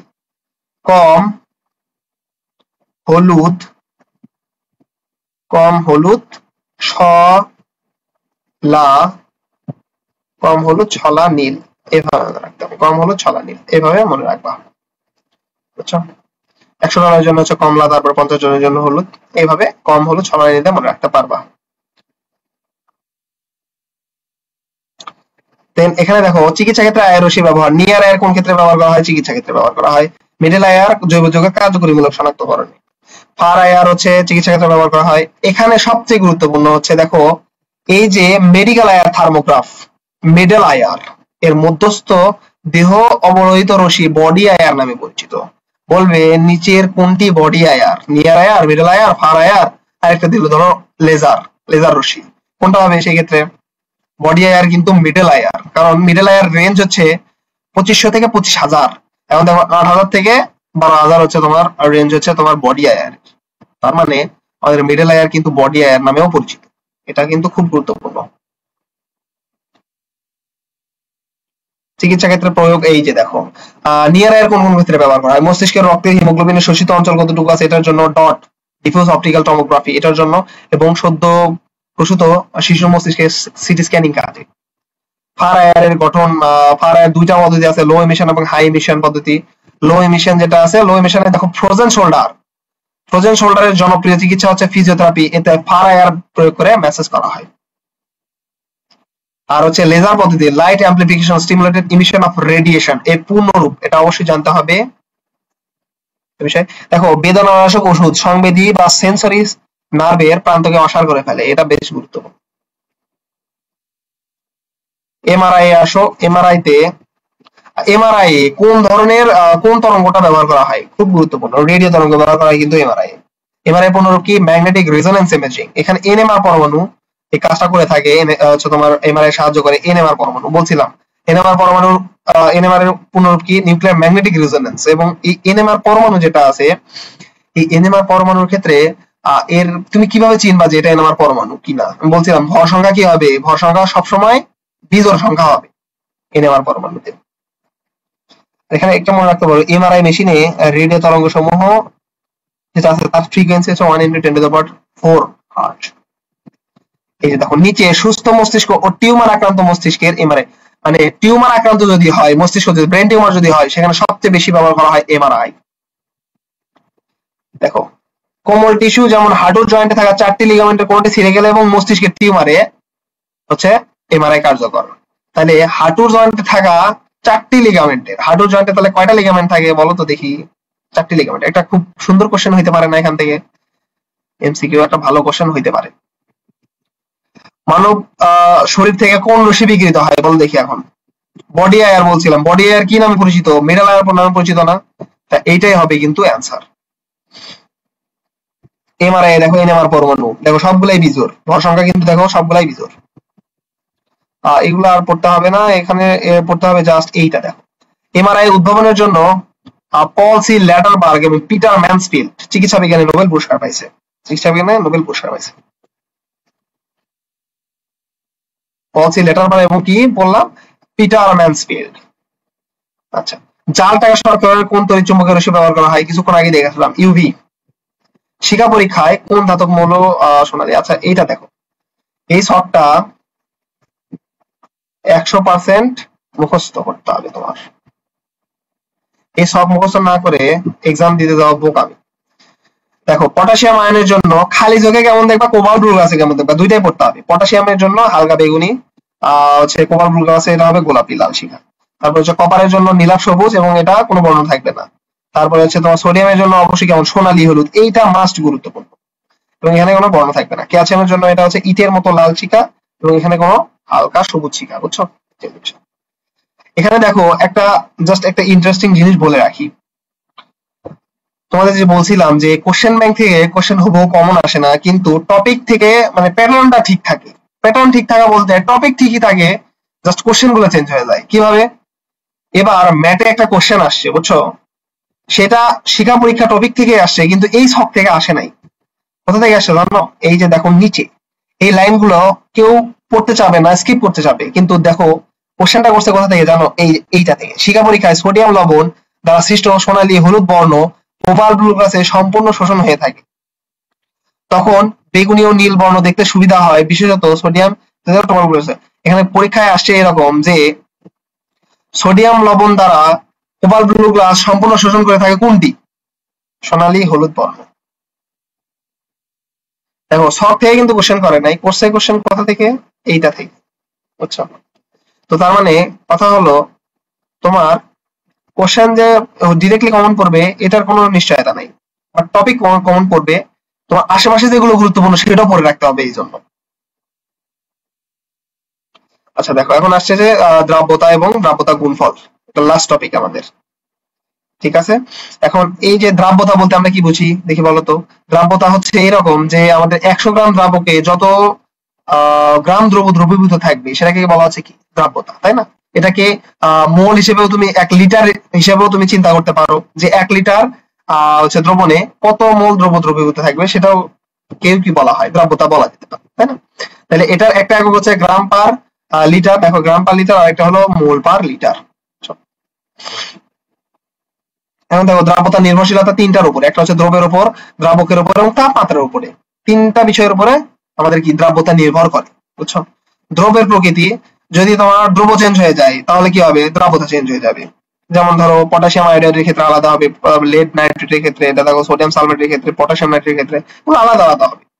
দ্রাবকের প্রকৃতি এটা খুব গুরুত্বপূর্ণ, লাইক ডিজলভস লাইক, এই নীতিটা খুব গুরুত্বপূর্ণ। অর্থাৎ পোলার দ্রাবক হচ্ছে তোমার পোলার যৌগ দ্রবীভূত করবে এবং হচ্ছে অপোলার দ্রাবক অপোলার যৌগ দ্রবীভূত করবে।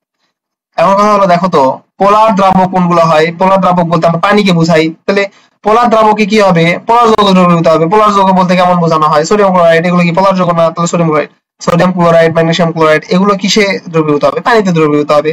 অপোলার দ্রাবক বলতে কি বোঝানো হয়? অপোলার দ্রাবক বলতে যেগুলো আছে অ্যালকোহল, অ্যাসিটন, তাই না, ইথার, এগুলো দ্রবণে তোমার দ্রবীভূত হবে কি? অপোলার দ্রাবক। অপোলার দ্রাবক বলতে কি? গ্লুকোজ, চিনি, এগুলা, বুঝছো?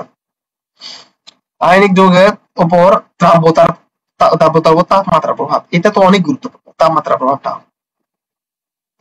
দেখো তাপ শোষী বিক্রিয়ার ক্ষেত্রে কি হয়? তাপ শোষী বিক্রিয়ার ক্ষেত্রে সবসময় মনে রাখবা এখানে দ্রাব্যতা বৃদ্ধি পায়। আর হচ্ছে তাপ উৎপাদী বিক্রিয়ার ক্ষেত্রে তাপমাত্রা দ্রাব্যতা কি পায়, হ্রাস পায়। বুঝছো, কিন্তু গুরুত্বপূর্ণ।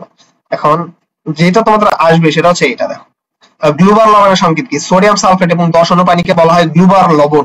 সোডিয়াম সালফেট এবং 10 অণু পানি, এটাকে বলা হয় গ্লুবার লবণ।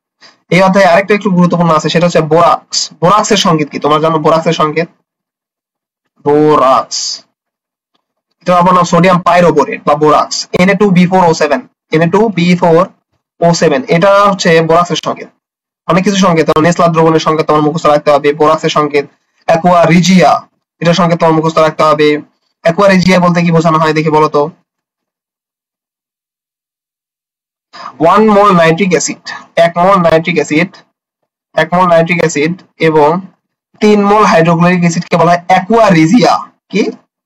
Aqua Aqua Rizia, Aqua Rizia, Aqua Rizia. বুঝছো? ঠিক আছে। এখন দেখো গ্লুবার লবণ বা সোদক এর সোদক কেলাসের ক্ষেত্রে তাপমাত্রা বৃদ্ধির সাথে সাথে প্রথমে দ্রাব্যতা বৃদ্ধি ঘটে, কিন্তু 32.4 ডিগ্রি সেলসিয়াস তাপমাত্রা পরে এটা বৃদ্ধি ঘটে না। এটাকে বলা হয় পরাবৃত্ত তাপমাত্রা, পরাবৃত্ত তাপমাত্রা বা পরামিতি তাপমাত্রাও বলা হয়। বুঝছো? এখানে দেখো কোশ্চেন, এমআরআই কি? Magnetic resonance imaging. ম্যাগনেটিক মানে কি? চৌম্বকীয়। আর রিজোনেন্স মানে কি? অনুরণন। ইমেজিং মানে কি? প্রতিচ্ছবিকরণ। তার মানে কি? চৌম্বকীয় অনুরণন প্রতিচ্ছবিকরণ। তারপর আসো এখানে তেমন কিছু গুরুত্বপূর্ণ নাই। আচ্ছা এইটা দেখো, যদি অদকে পড়তে চাই, যদি কোনো একটা ধরো মানে আমাদের দ্রবণ যেটা হয় 3 প্রকার হয়, একটা হচ্ছে সম্পৃক্ত, অসম্পৃক্ত এবং অতিপৃক্ত। সম্পৃক্ত বা স্যাচুরেটেড, অসম্পৃক্ত বা আনস্যাচুরেটেড এবং অতিরিক্ত বা অতিপৃক্ত বা সুপার স্যাচুরেটেড। এখন স্যাচুরেটেড যদি হয় অর্থাৎ সম্পৃক্ত যদি হয় তাহলে সেই ক্ষেত্রে মনে রাখবা কেআইপি সমান কেএসপি। আর যদি আনস্যাচুরেটেড হয় অর্থাৎ তোমার হচ্ছে সেটাতে হচ্ছে তোমার দ্রব্যের পরিমাণ কম, এটা যদি হয় তাহলে সেটা কি হবে? কেআইপিটা ছোট হয়ে যাবে, কেএসপি বড় হয়ে যাবে। এবং যদি হয় সেটা অতিপৃক্ত, অতিপৃক্ত তাহলে কি হয়ে যাবে? কেআইপিটাই বড় হয়ে যাবে। বুঝছো? সম্পৃক্তর ক্ষেত্রে কি হবে? কেআইপি সমান কেএসপি। অসম্পৃক্তর ক্ষেত্রে দেখা যাচ্ছে যে কেএসপিটাই বড় হয়ে যাচ্ছে, আর অতিপৃক্তর ক্ষেত্রে কি হবে? কেআইপিটা বড় হয়ে যাবে। বুঝছো? এখানে তোমার বিভিন্ন হচ্ছে এই যে যৌগের ক্ষেত্রে তোমার দ্রাব্যতা গুণফল নির্ণয় করা শিখতে হবে। তো কথা হলো আমি তোমাদের কয়েকটা দেখাই দ্রাব্যতা গুণফলের। ধরো তোমাদের এরকম যদি থাকে AlCl3, এটা দ্রাব্যতা গুণফল কত হবে? এটা মনে রাখার উপায় হচ্ছে Al এর জন্য একটা না, আর এটা দেখো এভাবে AlCl3, এটা তুমি যদি ভাগ করো তাহলে কি আসবে? Aluminium 3 plus plus 3Cl minus না। এখন এটা S বিয়োজিত হলো, এখানে থাকলো S, এখানে থাকলো 3S। তাহলে আমাদের এইটা এবং এটা মিলে দ্রাব্যতার গুণফল কেএসপি সমান কত হবে? কেএসপি সমান হচ্ছে S ইনটু 3S। এই যে সহগ দেখতেছে এটাই হচ্ছে তোমার কি হিসাবে ঘাত হিসেবে চলে যাবে। তাহলে কত? S ইনটু 27S কিউব, তার মানে কত আসবে? 27S to the power 4। সবগুলো ক্ষেত্রে একই নিয়ম, সেম নিয়ম। বুঝছো? আবার আরেকটা বলি, সেটা হচ্ছে তোমাদের ধরো এরকম থাকলো Al2SO4 এটা যদি করো তাহলে কি আসবে? Al2SO4 কারণ দুইটা আছে অ্যালুমিনিয়াম, না অ্যালুমিনিয়াম 3 প্লাস প্লাস, তিনটা আছে সালফেট, তাহলে 3 সালফেট 2 মাইনাস। তাহলে এখানে যদি S যদি বিয়োজিত হয়ে যায় এদিকে কত থাকবে দেখি বলতো? 2S, আর এদিকে থাকবে 3S। এখন KSP কত হবে? KSP সমান সমান 2S এটার উপরে হোল স্কয়ার ইনটু 3S এটার উপরে কি কিউব না? তাহলে 2S এটা কত হয়? 4S square into 3S cube, তার মানে কত? 27S কিউব না? তাহলে 4 গুণ 27 মানে কত আসবে? 108, 108S টু দ্য পাওয়ার 5। এভাবে তোমাদের কি নির্ণয় করা শিখতে হবে কিন্তু এটা। আচ্ছা এই যে দেখো 108S টু দ্য পাওয়ার 5। ঠিক আছে, মোটামুটি এইটাই। আর এইগুলো তোমরা কি দ্রাব্যতা গুণফল থেকে তোমরা প্র্যাকটিস করবা। নিচের কোনটি NMR সক্রিয়? নিচের কোনটি NMR সক্রিয় দেখি, এটা অ্যানসার করো দেখি কয়জন আছো, তাদের ভিতরেই অ্যানসার করো দেখি। নিচের কোনটি NMR সক্রিয়? অনেকবার বলছি, নিচের কোনটি NMR সক্রিয়?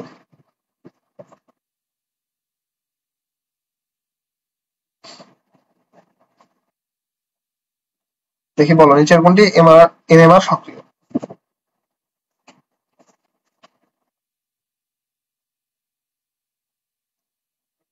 নিচের কোনটি এনএমআর সক্রিয় দেখি বলো।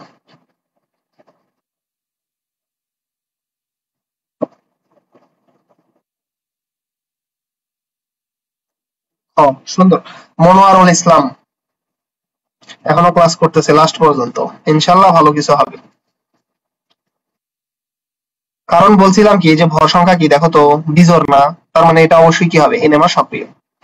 আচ্ছা দেখো এই অঙ্কটা তোমাদের ভার্সিটিতে আসবে, বুঝছো? দেখে মনে হতে পারে যে এটা তো হচ্ছে তোমার দশমিক টাইপের কিছু আসবে বা ক্যালকুলেশন কঠিন হয়ে যাবে, এটা আসবে কিনা, কিন্তু এটা আসবে, বুঝছো? দেখো ম্যাগনেসিয়াম হাইড্রোক্সাইড, এটার দ্রাব্যতা গুণফল দেওয়া আছে 4 × 10⁻³ এটা ভার্সিটিতে আসবে, কেন আসবে দেখাই। ম্যাগনেসিয়াম হাইড্রোক্সাইডের কি দেওয়া আছে, দ্রাব্যতা গুণফল দেওয়া আছে 4 × 10⁻³ 4 × 10⁻³ আচ্ছা দেখো ম্যাগনেসিয়াম হাইড্রোক্সাইড, এটাকে তুমি যদি আয়নিত করো তাহলে কি আসবে, ম্যাগনেসিয়াম 2+ প্লাস 2H মাইনাস, এখানে S যদি বিয়োজিত হয়ে যায় তাহলে এটা কি হবে S ইনটু 2S, এবং এটা কি হয়ে যাবে 2S হয়ে যাবে না। এখন দ্রাব্যতা গুণফল KSP সমান সমান কত হবে, S ইনটু 2S এটার উপর হোল স্কয়ার সমান সমান কত 4S³ হবে না। এটা কত দেওয়া আছে 4 × 10⁻³ দেওয়া আছে এটার মান, অর্থাৎ KSP এর মান দেওয়া আছে, তাহলে 4S³ সমান সমান 4 × 10⁻³ দেখো তো এই 4 এবং এই 4 কাটে না, তাহলে S³ এর মান সমান সমান হচ্ছে 10⁻³ আচ্ছা 10⁻³ দ্বারা কি বোঝানো হয়, S সমান সমান তুমি যদি এটা করো কিউবিক রুট 10⁻³ তাহলে এটা কত আসবে आंसर 1/1000, তাই না? তাহলে এটা আসবে এই যে দেখো 10⁻⁴ এটা আসবে, বুঝছো? এটা বিষয়। আচ্ছা এইটার ক্ষেত্রে দেখো 25 ডিগ্রি সেলসিয়াস তাপমাত্রায় অ্যালুমিনিয়াম সালফেট, এটা তো কিছুক্ষণ আগেই করাইলাম। দ্রাব্যতা গুণফল S হলে আয়নিক গুণফল কত হবে, এর আয়নিক গুণফল কত হবে বলো, এটা কিন্তু কিছুক্ষণ আগেই করাইছি।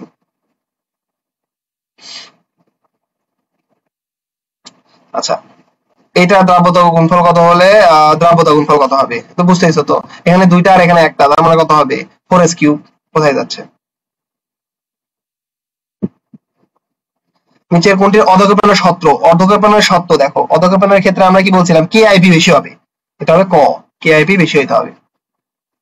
নিচের সমীকরণের মধ্যে AB এর KIP কত হবে, AB তার মানে A প্লাস B মাইনাস হয়ে গেছে, KIP বোঝাই যাচ্ছে দুইটার ঘনমাত্রার গুণফল, A প্লাস B মাইনাস এটা।